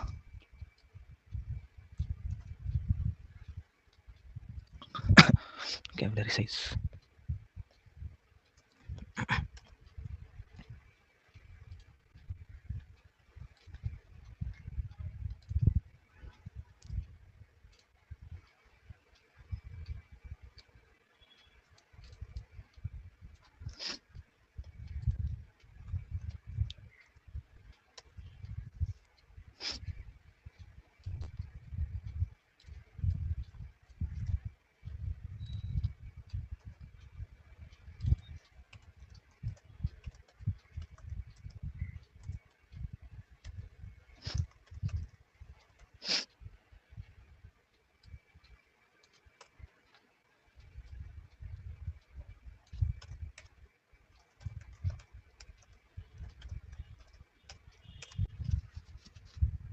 ஸோ ஃபஸ்ட் அப்போ ஏதாச்சும் கொஞ்சம் லேட் ஆகும், ஏன்னா பை டைரெக்ஷனில் நம்ம போட்டிருக்கோம்.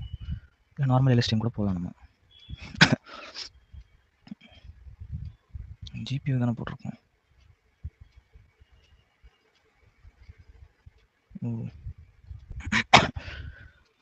ஸோ இது ட்ரெயின் ஆகட்டும். ஓகே, இந்த சென்டிமீட்டர் ஸ்டெம்மிங் அண்ட் இது யூஸ் பண்ண மாட்டோமா? இது இப்போ பண்ண போகிறோம் ஸ்டெம்மிங்.